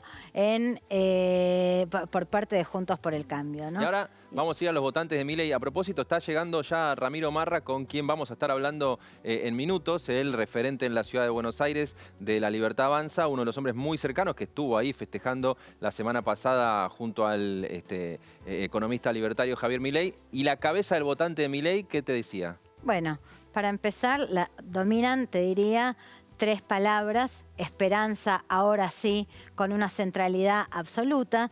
Igual los estas son votantes de palabras Milei- que vos podés poner, ¿no? Porque si decían tomá o algún tipo de improperio no dirías nada, ¿no? Bueno, mira, esperanza, libertad. imagino Acá es interesante porque yo te decía que por ahí en los estudios cualitativos aparece menos la idea de libertad. Acá la primera palabra que aparece es la idea la idea activa, ¿no? Digamos, evidentemente hay un núcleo duro de votantes de Milei que Y metiste activan. la sorpresa. Bueno, la sorpresa absoluta. de los últimos. Absoluta. 20 años. ¿No? Digamos, si ves ahí un poco la valentía, ves la idea ya de presidente, es al único al que le aparece, ves cambio, pero además ves, mira, felicidad, alegría, éxito, excelente, alivio. O sea, lo que vos ves acá es todo este segmento de electores que antes te decían ira, indignación, rabia, bronca, casta, hoy te dicen esperanza, ¿no? Digamos, están subidos a un clima anímico realmente muy distinto con el que llegaron a las urnas. Y aquel gris es el que no fue a votar, es la pecera donde... Es la pecera, ¿no? Es la pecera. Y es interesante porque en la pecera tenés un poquito, te diría, tenés un palo de cada rancho, tenés bastante fuerte miedo, que era un denominador común de los electores del oficialismo, tenés sorpresa, que también es un denominador común de Juntos por el Cambio, y tenés un poquito de esperanza, que es un denominador común de los electores y más violetas, allá de Milei. ¿Quién pesca más ahí? Porque digo, Massa tiene que ir a pescar a un votante que ni siquiera quiso ir. O sea, y Massa va a todos los que dijeron miedo. Claro, sí. pero está hasta desganado de decir, ¿para qué voy a ir a votar si está todo mal? Mira, es muy difícil. Yo creo que ahí la pregunta, o sea, tenés como un doble, o sea, una doble lectura. Por un lado tenés un fenómeno de peronismo desmovilizado. O sea que ahí Massa tiene grandísimas chances de pescar, sin lugar a dudas, grandísimas chances de pescar. De hecho, las elecciones donde menos movilización hubo desde el 2001 a esta parte fueron las elecciones donde ganó la oposición. 2015 Mauricio Macri con la participación más baja. O sea que cae la participación y lo que uno puede leer ahí es, bueno, es un peronismo que no quiere votar nada distinto y si no le convence la opción del peronismo, no va. Y la otra que podés leer es, bueno, nada, un elector por ahí con un ADN un poco más crítico, si querés más cercano a las opciones, digo, más opositoras, ¿no? Sheila Birker, en la cabeza de los argentinos. Gracias, Sheila. Un placer. Un placer meternos así a detallar las reacciones y en minutos se sienta acá Ramiro Marra. Perdimos 3-2, ¿no? Sí, contra perdimos, Argentino Junior. Debutamos y perdimos. 7. Bueno, lo interesante es la política, no el fútbol. Ustedes lo saben, siempre fue así. Así que esto pasaba en la radio cuando Javier Milei se soltaba diciendo, yo le voy a ofrecer un cargo a Macri. Y de golpe todos se sacudieron. Fue una avivada de Milei, es algo genuino. Escuchá. Si sos presidente, ¿lo querés incorporar o lo podrías incorporar en algún área, Macri? Yo creo que tendría un rol destacado como un representante de la Argentina. Una figura por encima, digo, de Cancillería y demás, sino como un representante del país. Un embajador plenipotenciario, una cosa así. No sé cómo se define, no sé, digamos, habría que crear la figura, pero creo que es alguien que puede representar al país en el mundo y abrir, digamos, mercados para el país. Ahí estaba, Javier Milei tirando lo que ha sido una de las bombas del fin de semana. Ramiro Marra, referente en la ciudad de Buenos Aires, candidato a jefe de gobierno. 13% sacaste de los votos. Sí. No fue nuestro mejor distrito, fue el peor distrito en comparativa al resto del país. Bueno, pero falta tiempo. Muchas gracias. Siempre quise que me traigas un café. ¿Viste? Los sueños están para cumplirse. Mirá lo que la Libertad Avanza, que un periodista me traiga un café. Mirá cómo estamos. Pará que le dimos café a todos, no porque hayan ganado la paz. Yo pensé que iba a decir, y eso que no te di un sobre, y iba a empezar con los periodistas ensobrados. Eso que no sos ensobrado. No, bueno, en la ciudad no fue la mejor performance, porque pues, por supuesto la interna de Juntos por el Cambio generó mucho atractivo seguramente a muchos votantes nuestros o mucha gente que apoya nuestras ideas. Pero es paso a paso. Yo quería que primero se vaya Lustó. Después Santoro, como Mostaza Merdo. Y por último Jorge Macri. ¿Jorge Macri también o están en una especie de afer con los Macri? No hay ninguna afer de nada, o sea, no somos parte de otro espacio político. El problema lo tienen Juntos por el Cambio, no somos nosotros, son ellos el problema. Que se pelean, no se ponen de acuerdo. Pero tu líder ha pasado a reivindicar en su discurso que Macri tenía el mejor proyecto para el país, pero que sus socios no lo dejaron. Hay una especie de defensa del macrismo que ni los macristas lo hacen. Eso lo dijo Macri, no es que lo dijo Milei. No, pero en el Movistar Arena, Macri se quejó de... Movistar Arena, el cierre de Milei tiene reivindicación del menemismo y reivindicación del macrismo. Creo que no hay ni macristas que lo defiendan tanto a Macri como Milei. No es que defendemos a Macri. O sea, sabemos que Macri tuvo unos socios que claramente fracasaron muchas veces en este país, que son los radicales. En el 89, en el 2001. Y también fracasaron en el último gobierno de Macri. ¿Donde no fracasó Macri? También fracasó Macri, por supuesto, si era parte de ese gobierno. Pero sabemos que siempre los radicales no nacieron para gobernar. Siempre hicieron todo mal. Eso es un reclamo que nosotros hicimos siempre en términos ideológicos, que creemos que no hay que trabajar con los radicales, con la coalición cívica. ¿Eso es lo que explica que Milei le tire dardos a una muñeco de Alfonsín, que es el referente de la democracia? ¿Es un poco una generalización? Bueno, no sé lo de los dardos, ¿de dónde sacaste lo de los dardos? No lo vi. Hay muchos videos de Javier que se viralizaron en algún momento. ¿Pero no es un poco una generalización un poco agresiva con los radicales? ¿Cuándo fue eso? ¿No es un poco una generalización un poco agresiva con los radicales que protagonizaban el regreso a la democracia? Las cosas que dicen nosotros es una forma, estamos en un programa de televisión, se generaliza. Seguramente hay radicales que se deben diferenciar de la mayoría de los radicales. Pero sabemos que los radicales fracasaron. No pueden terminar sus gobiernos.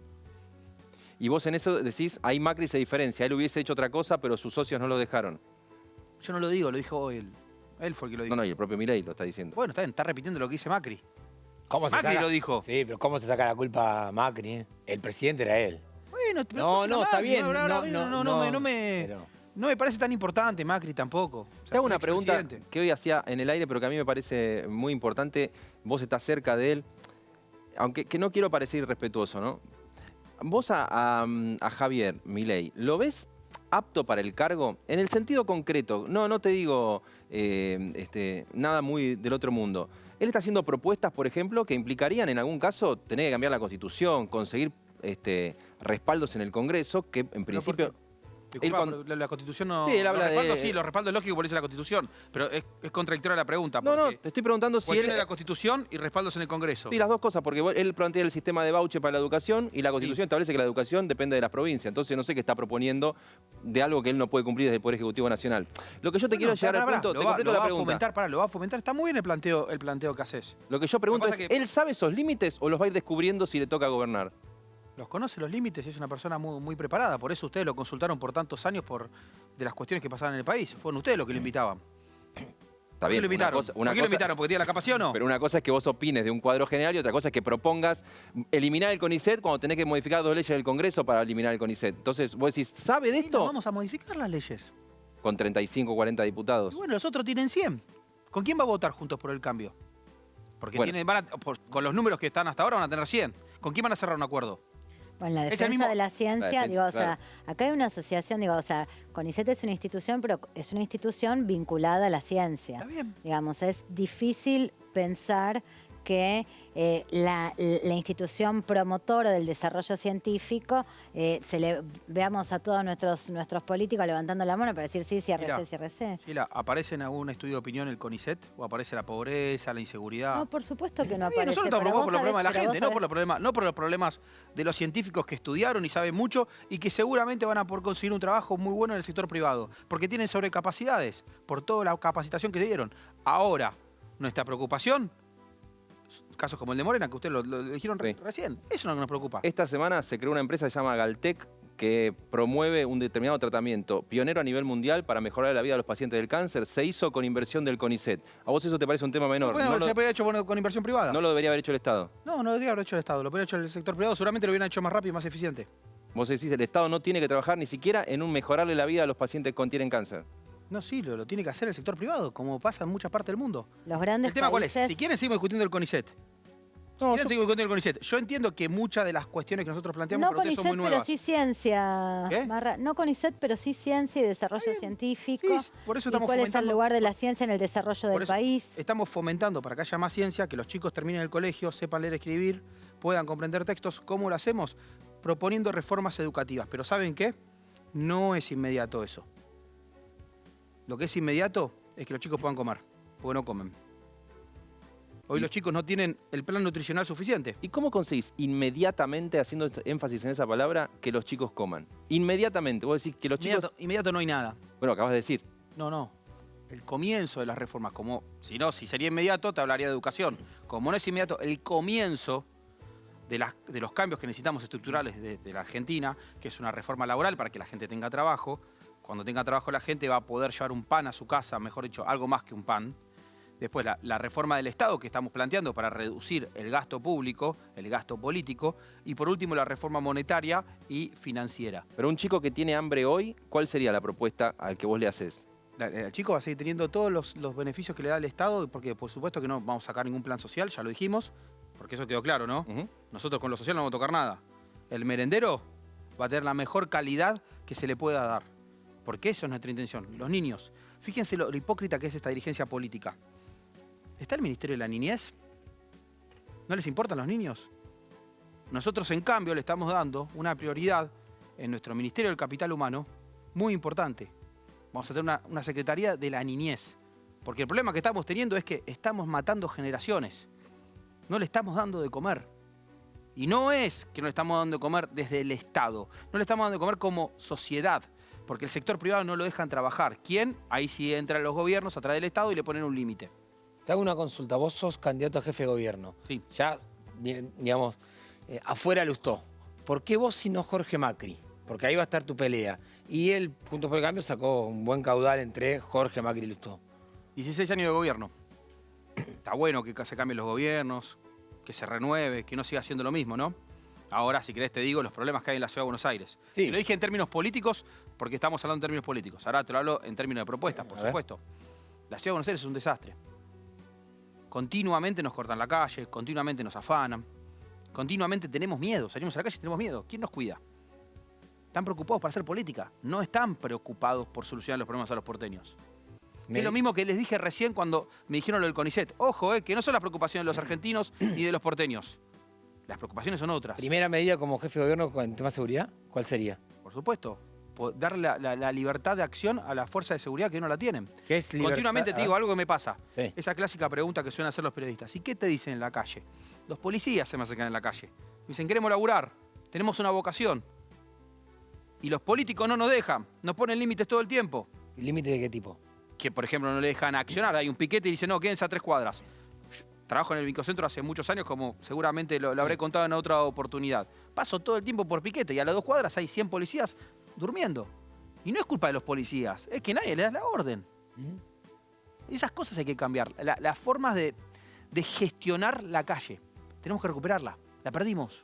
No es nuestra. Es de los delincuentes, es de los piqueteros, de los trapitos. Acabo de estar acá a 10 cuadras, estacioné el auto. Vino un tipo, un trapito. ¿Te engancharon acá también? Sí. Van y vienen. Loco, ¿tenés la monedita? Sí. Le decís así, viste, para sacártelo de encima. Dale, dame la hora. Ahí a la vuelta de América. ¿Hay trapitos todavía en la Ciudad de Buenos Aires? ¿Cómo puede ser? ¿Un domingo a la noche? Ramiro, el programa de dolarización de Milei está firme porque aparecen, primero, videos de archivo de él donde él objetaba la propia dolarización, que ahora apoya, tweets de sus asesores económicos donde antes objetaban la dolarización, y después mucha discusión sobre si va a ser de un día para el otro, si va a tardar 10 meses, si va a tardar 24 meses. ¿Hasta qué punto está firme la idea de dolarización en el equipo económico de Milei? Por supuesto que está en firme. Entiendo que quieran buscar recortes, cosas de hace 5 años para encontrar contradicciones en nosotros, sino que no las encuentren en el último tiempo. El proceso de dolarización siempre lo dijimos porque utilizamos modelos que ya se utilizaron en otra parte del mundo, que fueron entre 6 meses y 2 años. En la Argentina, como viene, capaz se da más rápido. El proceso empieza de manera inmediata, pero no es de la noche a la mañana, por supuesto. De la noche a la mañana sí se aplican las diferentes medidas para ir en ese rumbo. Siempre dijimos lo mismo, no es que estamos inventando la pólvora. El otro día en un seminario, Martín Tetaz, diputado radical, le decía a Emilio Campo, vas a necesitar para hacer lo que querés hacer con el Banco Central, pasar por el Congreso otra vez, y no está claro que vayas a tener apoyo parlamentario. Mi pregunta es, ¿qué economía gestionaría... ¿Hay apoyo parlamentario? ¿Para la dolarización? Sí. ¿Te lo cuento? Cacase, diputado radical. Sí, está bien. ¿Tenés? Presentó un proyecto de dolarización. Un diputado. Está bien, pero... No lo apoyaban en lo propio. Pero es radical. No lo apoyaban en lo propio. Me sorprende. Te estoy diciendo si tenés número, porque sí, la pregunta es... La pregunta ahora, te doy vuelta a la pregunta. La pregunta es, ¿el resto de los espacios ya tienen acuerdos cerrados de antemano? No, pero por ejemplo, Juntos por el Cambio del kirchnerismo. No. O ya, claro, van a votar juntos como dijo Massa hoy. Lo que te digo es que la propuesta más radical, en el sentido de radicalizada, no de la Unión Cívica Radical, que hace Javier Milei, es casi que él va a llegar como bandera con la dolarización y va a tener que ir al Congreso. Y mi pregunta es, si el Congreso no le aprueba eso... Esa pregunta no hacen a nosotros, porque el resto... ¿Sabes lo que dijo Patricia Bullrich? Que quiere hacer un sistema bimonetario. ¿Quién va a usar pesos? ¿Sabes quién? A la gente pobre le van a dar los pesos. Y los ricos se van a manejar con los dólares. ¿A vos te parece que no es criticable un sistema bimonetario, que no es injusto? ¿Por qué obligamos a usar pesos a cierta parte de la sociedad? Pero te insisto con la pregunta. Porque los que tienen una capacidad, que puede ser mi condición, yo me voy a manejar fácilmente en dólares. Pero los que más necesitan, a eso le van a tirar los pesos. Los dos ejemplos que está usando Campo, que son la dolarización en El Salvador y en Ecuador, durante una buena parte tuvieron convivencia de las dos monedas. O sea, y bueno, y lo que te estoy diciendo yo. Lo que te quiero decir... Más, si ves el gráfico es muy interesante, porque en una fue de manera obligatoria y en otro de manera voluntaria. Y cuando vos ves el quiebre. Pero ¿qué pasa? En Argentina el proceso de dolarización no empieza con nosotros, empieza mucho tiempo antes. Ahora, Cuando la gente fue y compró dólares, cuando la gente fue y sacó los dólares del sistema financiero, porque sabemos que en la Argentina hubo corridas bancarias. Y voy a destacar algo, que bastante bien nos vino la crisis del 2001 para aprender para que estén los dólares en los bancos. Porque si no hubiéramos puesto los cambios suficientes, hoy no está, aunque no sé si están. Pero bueno, es otra discusión. ¿Se entiende lo que digo? Pero perdón, antes de darle paso a Sheila, insisto con este punto. Todas las propuestas de las que estamos hablando acá, desde la dolarización, yo te marcaba la cuestión educativa y lo que dice la Constitución, la cuestión de la ciencia que a vos te parece menor, todas dependen de apoyos parlamentarios. No me parece menor. Me parece que menos prioritario que el tema del hambre, creo. Vamos Igual recorriendo propuestas, yo lo que te pregunto es esto, vamos recorriendo propuestas muy tajantes, que son el centro de la campaña de Milei en todo su derecho, pero todas dependen de medidas muy tajantes que tienen que ser aprobadas por el Congreso. Bueno, parece que Macri está a favor nuestro, ¿no viste que Macri dijo Lo que te pregunto es, ¿cómo reacciona Milei si no consigue los apoyos cuando él está diciendo, me tiene que apoyar la casta chorra? Está bien, pará. Macri está saliendo a hablar bien de nosotros, seguramente nos va a acompañar y todos los macristas nos van a acompañar en el Congreso. Hay que romper la forma de pensar la Argentina hasta ahora. No, pero ¿sabes por qué te lo por no pregunto? romper la forma es que se sorprendieron con el resultado. Porque pensaron que esto era un sistema bipartidario, que había una grieta entre kirchneristas y macristas, y al fin y al cabo me pareció un espacio nuevo que nosotros tenemos formas más inteligentes de hacer política, que es con propuestas. Los tipos no hacen una sola propuesta. ¿Sabes por qué estamos hablando de dolarización? Porque ellos no propusieron nada. Por eso les fue mal. Pero obviamente que cuando vos mirás el fracaso de Juntos por el Cambio o de Unión por la Patria frente de todos... Unión por la Patria no fracasó. Sí, porque Sacó 20 puntos con 100% de inflación, es un éxito electoral. Lo que te quiero decir es que ante los fracasos económicos... No sé cómo hicieron. O sea, te veo un toque... ¿Sabés qué, Ramiro? Yo te conozco hace mucho, ¿no? O sea, cuando ¿te acordás que mandabas, hablemos del canal de YouTube o de, ¿cómo se llamaba la sociedad de bolsa? Que todavía tenés. Bull Market, gracias por la publicidad. Mandaba mail a perfil para salir opinando. Lo conozco remándola hace mucho. Sí. Ahora te veo un toque agrandado. ¿Puede ser? Está bien, bueno, estoy hace una semana no es agrande, no es una situación. Hace una semana que no paro de hacer medios de comunicación, me llama todo el mundo, me llaman también muchos dirigentes de Juntos por el Cambio, del kirchnerismo. O sea, a decirte que... ¿Qué te dijeron? O para invertir la guita. Obvio. Antes me llamaban para comprar dólares. ¿Y ahora? Por Bull Market. ¿Y ahora? Me decían, che, ¿cómo hago para comprar dólar bolsa? Y ahora felicitan. ¿Alguien del oficialismo nacional, decís? ¿Se llamó alguien del oficialismo nacional? Gente que perdió seguramente llama y gente que se da cuenta que no va a ningún lado, seguro. Porque vos no sos un recién llegado a la política. Depende cómo lo veas. ¿Hace cuánto estás Depende en cómo lo veas. política? Hace 23 años que trabajo en el sector privado. Está bien, Vivo del sector privado. La política, soy un apasionado de la política. ¿Esta no es tu primera campaña? ¿Vos hiciste campaña? No, totalmente que momento con Lavagna. Sí. Por eso. Y aprendí mucho ahí. Por eso, no sos un desayunado en campaña política. Aprendí de las cosas que no funcionaban bien en la política. Y ahora estamos en un espacio nuevo que lo pudimos fundar con Javier Milei. ¿Por qué dejaste... Vos me decís, estoy agrandado, no es agrandado, tío, la verdad es el tercer programa de televisión que meto en las últimas 2 horas. ¿Por qué dejaste a Lavagna por Milei? ¿Qué? ¿Por qué dejaste a Lavagna por Milei? Lavagna no hace más política. Bueno, ¿Lo viste después de la campaña presidencial? ¿Lo viste a Lavagna en algún programa de televisión, hablando y algo? No, quedaron algunos de los suyos, nada más. No, bueno, pero no existe más el espacio político. ¿Estamos de acuerdo? Ahora, si querés te digo, si seguía haciendo, ¿iba a hacer algo con Milei? Sí, porque yo soy liberal. Siempre fui liberal. Eso no hay duda. A pesar de haber estado ahí, fuiste liberal. Obvio. A pesar de haber estado con Lavagna. Obvio. Pero Lavagna, si querés se lo preguntar, no te va a responder porque no habla con periodistas en ese momento. Pero obvio que sabe que soy liberal. Soy broker de bolsa. ¿Cómo no voy a ser liberal? Sería raro ser broker de bolsa y no ser liberal. Pero pasando en limpio, y ahora te doy los acuerdos los vamos a conseguir seguramente porque van a apoyar lo que quiere el pueblo. Para eso también es una elección. Obviamente. Lo que me preocupa es de dónde van a sacar el apoyo la gente de Juntos por el Cambio y Kirchnerismo. ¿Van a seguir votando todos juntos como siempre? Eso será una discusión. Lo que yo te pregunto es porque uno lo vio, o por lo menos es mi visión, esta semana, además de eufórico, en algunos puntos medio sacado a Javier Milei.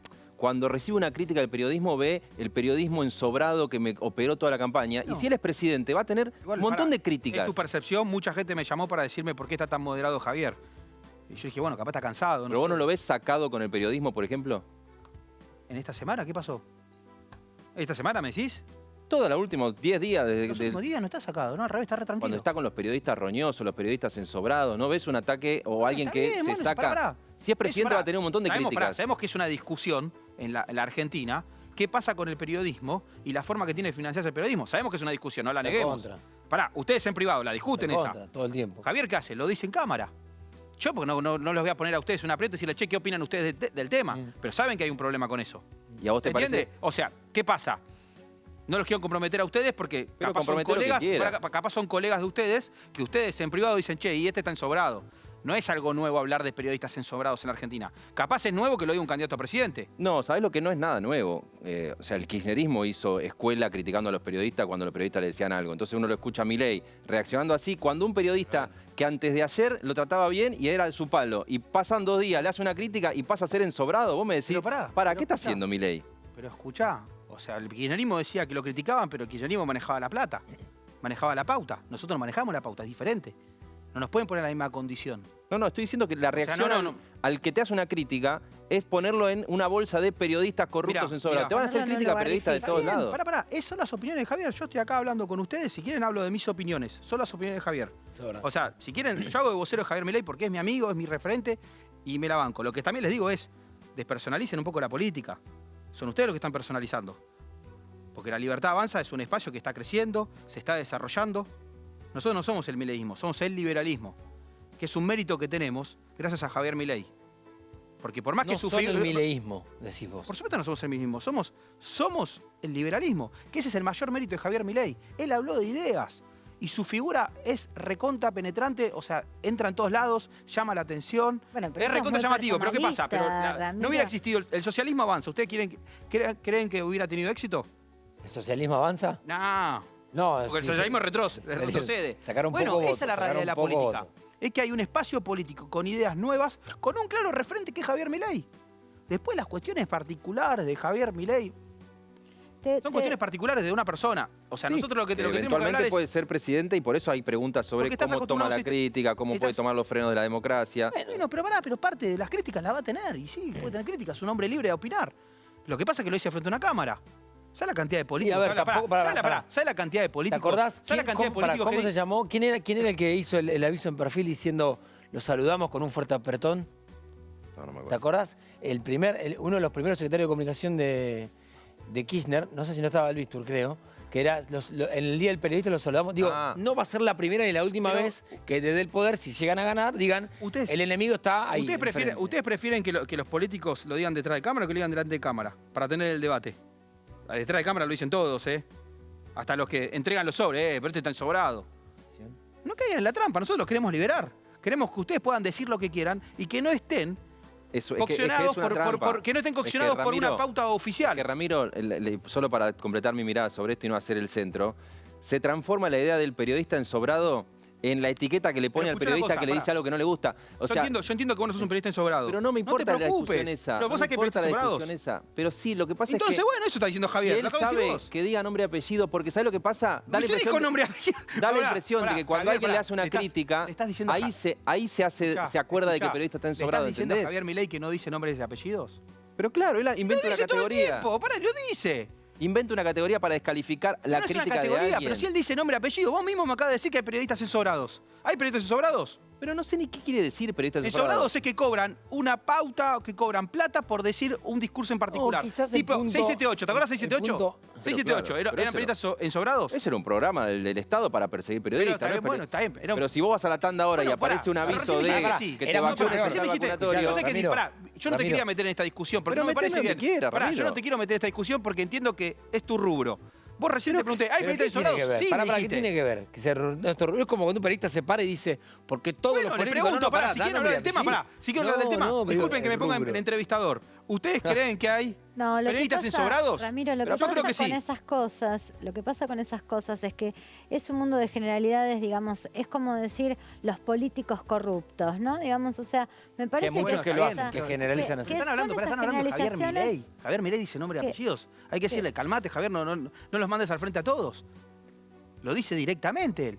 ¿Ustedes vieron, o sea, que Javier Milei no diga nombres y apellidos? No dice, inventa una categoría. Ese es el mérito de él. No recuerdo. Inventa una categoría para descalificar al que hace una crítica. Bueno, está bien, y también inventan categorías diciendo el neoliberalismo, los fascistas. ¿Sabes las cosas que nos bancamos nosotros?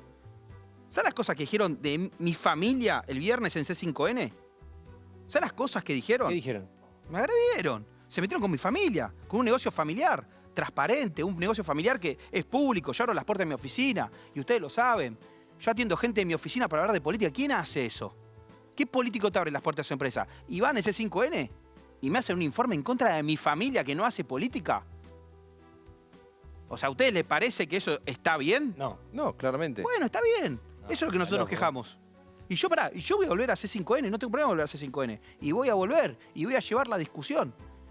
Sheila. Te cambio de tema, Ramiro. Se cambia el sistema electoral en la ciudad de Buenos Aires, ¿no? ¿O no? Eso dicen. Lo preocupante es por qué hicieron el anterior. Para empezar. Por una interna. ¿Qué? Por una interna. Grave. Pará. Eso es más grave que decir periodistas asesorados. ¿Estamos de acuerdo, no? Estamos de acuerdo. Hagamos el reclamo todos juntos.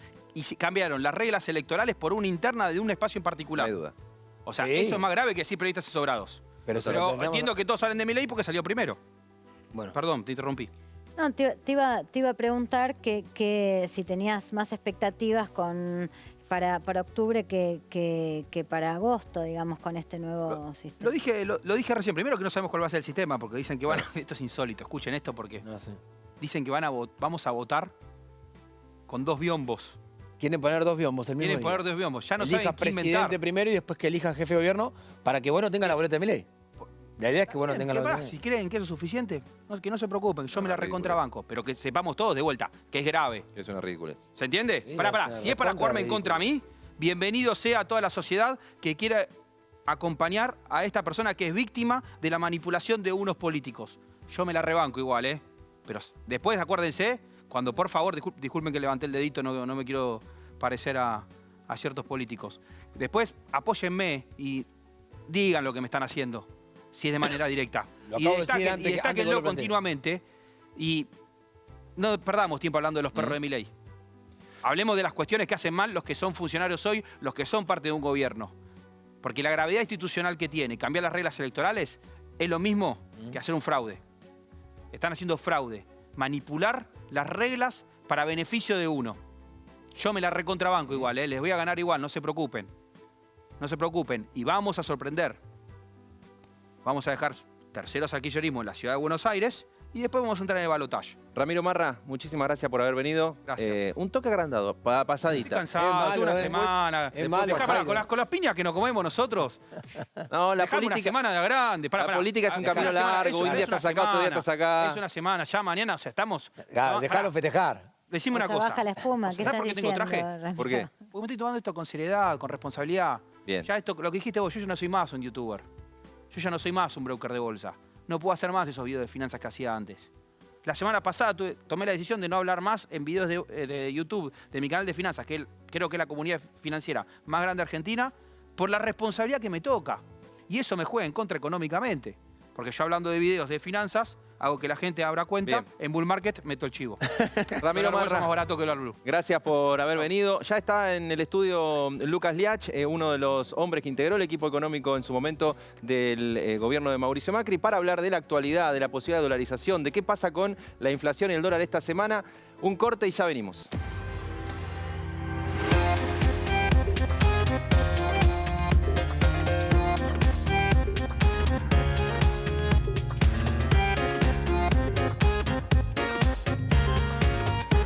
Este martes, tus tardes se viven por el 9. A la 1:30, Karin Cohen te acompaña todas las tardes. A las 3:30 te visita tu médico de familia, el doctor Jorge Tartaglione.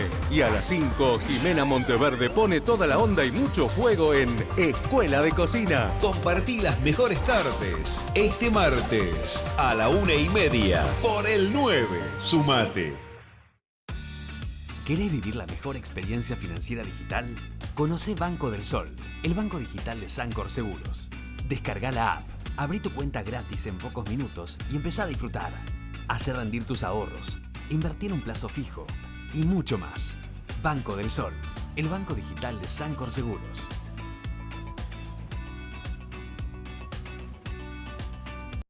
Lo que sentís que cae en tu piel, con Cicatricure Gold Lift puede cambiar. Sube la comisura alrededor de tu boca, renovando tu expresión. Sube el contorno facial por su...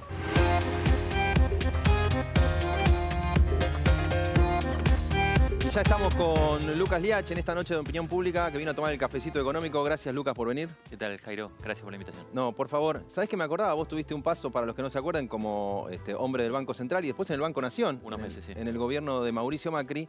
Y no pude no acordarme esta semana de locos de la economía, de la semana de locos de la economía de agosto del 2019. Es cierto que ahí el dólar subió por el mercado, acá lo subió el gobierno, pero también después se congelaron los combustibles. Massa anunció suba y congelamiento. ¿Qué hay en común en esa locura después de las PASO del 2019 y esta locura de las PASO 2023? Fíjate que es interesante que el otro caso es 2015, donde no pasó. Claro. Digamos, una vez que quedó claro que ganaba Macri, fue al revés, más bien. Claro. Los mercados más bien lo recibieron a favor. Tenías tranquilidad porque te compraban la expectativa. Claro, básicamente al mercado no le gusta el kirchnerismo, a mí tampoco, pero esa es otra discusión. Y creo que Milei es una gran incertidumbre para el mercado. O sea, en 2019 vos decís fue una reacción porque se venía lo que no le gustaba al mercado, por lo menos en los términos de lo que opera, y hoy hay algo de eso con Milei. Y te diría, no solo no le gusta en general el kirchnerismo y Milei genera incertidumbre, sino también lo que dicen los candidatos ayuda mucho.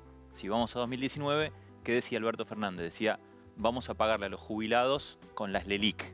No importa meterse en el detalle técnico, pero básicamente eso sería como hiperinflacionario. Después, por supuesto, no lo hizo. Sí, de hecho terminó diciendo el dólar a 60 está bien, que le puso al final moderó con un techo, pero básicamente eran promesas de a futuro va a haber una montaña de peso, no sabemos qué pasa con el peso, entonces los mercados se anticipan y si piensan el peso se va a desvalorizar, se desvaloriza hoy.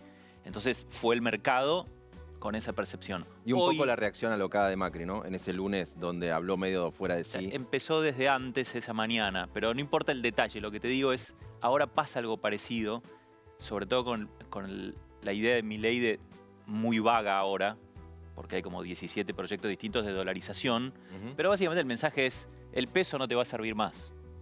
Entonces, cuando el mercado ve, che, el peso no te va a servir más, ¿vos qué hacés con los pesos hoy?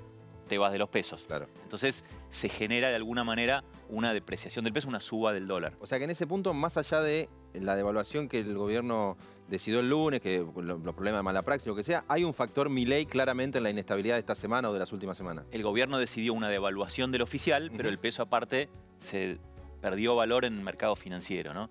De alguna manera es parecido, con otra lógica, pero y ya remontándonos mucho tiempo, cuando en el año 89 los economistas de Menem decían necesitamos un dólar recontra alto, qué sé yo, por la competitividad, por lo que fuera. ¿Y eso qué generaba en el mercado? Bueno, que si gana Menem, el dólar se va al diablo. Creo que con la propuesta de Milei de dolarización y sobre todo la anarquía que hay en términos de propuestas, que uno ve candidatos a funcionarios diciendo no, tiene que ser espontáneo, otro dice no, voy a hacer una cosa que no se entiende, conseguir los dólares con un préstamo rarísimo, genera una incertidumbre sobre si el peso va a existir, no, cuándo deja de existir, y eso se refleja hoy en la inflación. Lo más llano que puedas, en tu rol de economista y de difusor de temas económicos, el que está en la casa y gana 150.000 pesos y tiene la vaga idea de que van a dolarizar, ¿puede haber todavía gente que crea que puede ganar eso en dólares? ¿Por qué no le explicás qué va a pasar con el salario de alguien que gana 150.000 pesos en caso de que se haga uno de los proyectos de dolarización?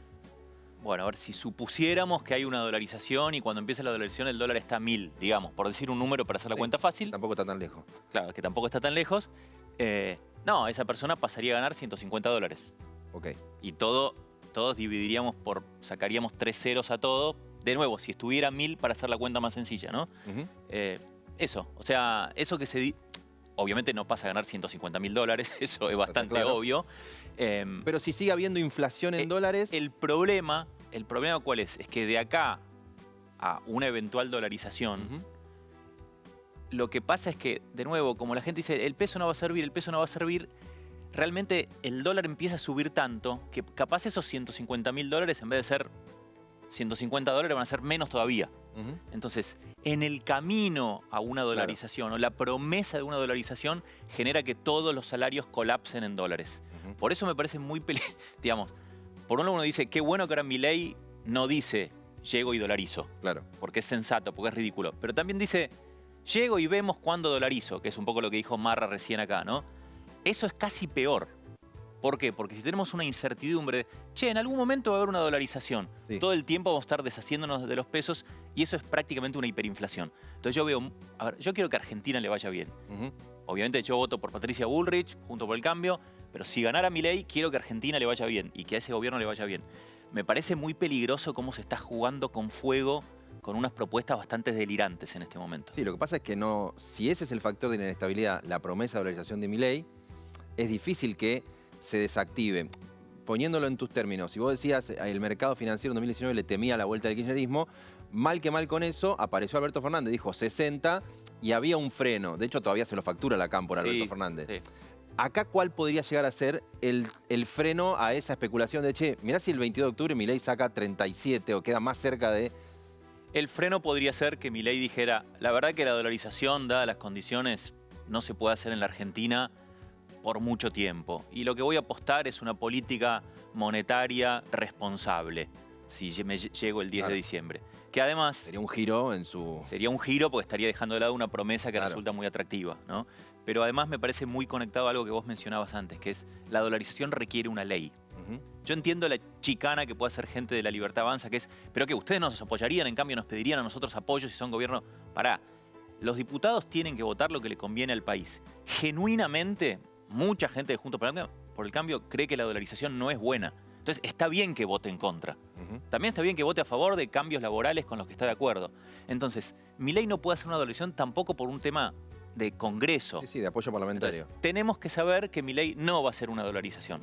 Cuanto más claro sea en cuál es la alternativa que va a usar, mejor. En el caso de que llegue, que todavía, digamos, obviamente está por verse.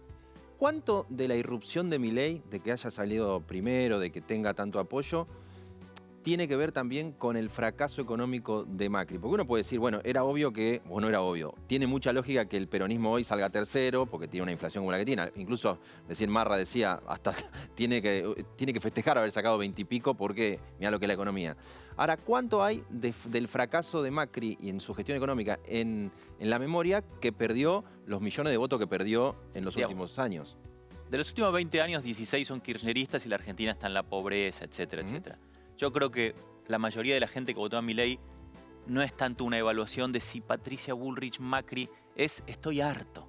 Y ni siquiera es una evaluación. O ninguno de los dos me dio soluciones económicas. Sí, pero tampoco Patricia Bullrich o Larreta son Macri, qué sé yo. No es tan así. En cualquier democracia moderna, la gente ve un candidato y lo puede votar independientemente de si ese partido en el pasado...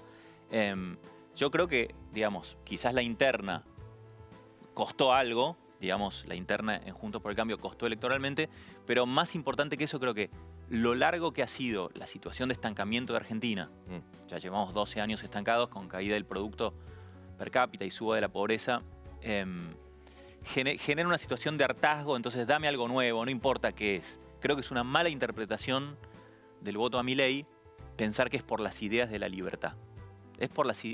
No lo apoyan porque quieren ser, no sé, participar de un país ultraliberal.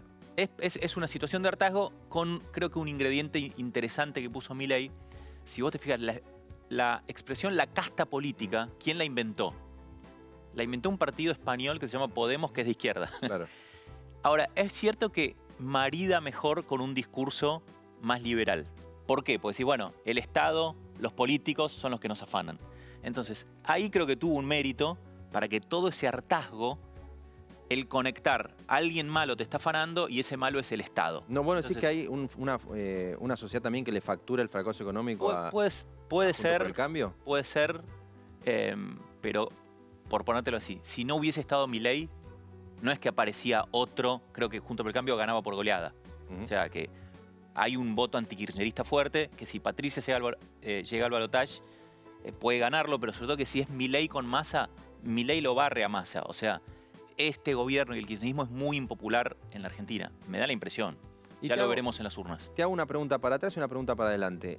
La primera para atrás. Si vos tuvieses que ver la gestión económica 2015-2019 como un aprendizaje de, estos fueron los 1 o 2 errores muy heavy que cometimos, que si asume Bullrich y le toca gobernar a Juntos por el Cambio, con, no sé, Melconian, ministro de Economía, Luciano Laspina, que sea, no puede repetir. Está la discusión de levantar las restricciones cambiarias, las retenciones, pero ¿cuál sería el pifie de 2015 que no se puede repetir ahora? Punto 1. Es difícil salir del populismo siempre hacen lo mismo, que es atrasar el dólar, atrasar las tarifas y subir el déficit fiscal. Siempre.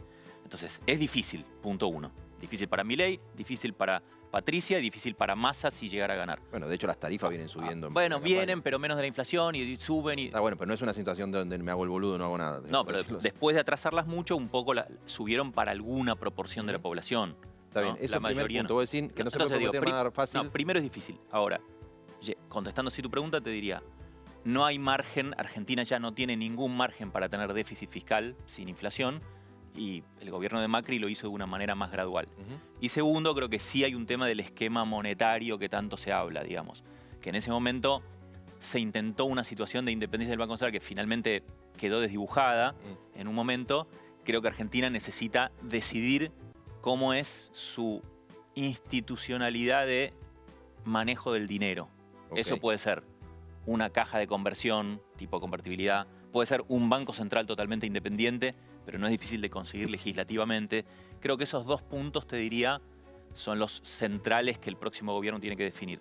Equilibrio fiscal rápido y creo que la mejor solución es un banco central independiente, pero para bajar la inflación hay que mirar Brasil, hay que mirar Israel, los casos que bajaron la inflación rápido. O sea, no estás poniendo en la agenda rápida ni bajar retenciones, porque vos decís, no, hay que ir a equilibrio fiscal, no es que vos de un día para el otro, ni estás diciendo levantar las retenciones. No, levantar, salir del cepo creo que fue una de las cosas buenas que hizo Macri, que salió bien, digamos. Y creo que Patricia en ese sentido lo dice bastante. Después pues, digo, a Milei no le preguntan cuándo va a salir del cepo, ¿viste? Y nadie le pregunta. No. A Patricia le preguntan, ¿es el día 8, el día 1, el día 17? Sí. Hay que salir del cepo rápido, no funciona. Igual si ella lo tiene en su mira a Melconian como un hombre de referencia, él tenía otra mirada respecto de lo de 2015. Veremos, yo creo que sería un error no salir del cepo bastante rápido. Ahora, tengo ahí a Moncho por hacer una pregunta. Como un no estudioso de la economía, por eso quiero que vuelvas al tema. Vos decís, salimos bien del cepo nosotros. Sí. ¿Por qué salieron bien del cepo? Y acá seguramente te doy una afirmación que está errónea, pero cuando salieron del cepo, ¿no hubo una espiral de inflación también? Una espiral de inflación no te diría. Digamos, la inflación sí pasó de que estaba muy atrasada, pero estamos hablando de hace 8 años, ¿no? Creo que la gente pasó de 2 puntos por mes y a los 6 meses ya estaba de nuevo en 2 puntos por mes. En el proceso subió a 3, 4 puntos, o sea, hubo un saltito leve en la inflación. Pero lo más importante, digamos, es cómo salís del cepo. Salir del cepo, que quede claro que no vas a emitir más. Y un tema muy importante que no hizo Macri, y te lo anoto como un tercer diferencia, es tenés que abrir las importaciones. O sea, si vos cuando salís del cepo seguís con todas estas restricciones, que para importar ropa hay 80.000 restricciones para defender a unos vivos que nos cobran caro, bueno, la ropa va a subir mucho de precio. Si en cambio cuando salís del cepo y el dólar es más competitivo, permitís importar celulares, ropa, zapatillas, motocicletas, etcétera, el impacto inflacionario es menor. Entonces, eso sí es otra cosa que yo personalmente cambiaría. Hay toda una discusión que se podría seguir dando en el tema. Solo para terminar, vos a la pasada nombraste riesgo de hiperinflación. Y como venimos de una semana de mucha turbulencia, salto en el dólar, economía sin precio, ¿el escenario peor de esta transición es ese para la economía argentina o lo descartás, el escenario de la hiperinflación? Habría que definir hiper, pero rápido te digo, inflaciones de más de 2 dígitos tiende a ser una situación descontrolada en la que un mes tenés 12 y el siguiente tenés 18. Entonces, creo que hay posibilidad de que Argentina entre en ese camino. Sí. Lucas, gracias por haber venido. Gracias, Jairo. Muy amable. Vamos a una tanda y ya venimos. Hay más opinión pública. No se pierdan el En qué anda que trae hoy Moncho Indar.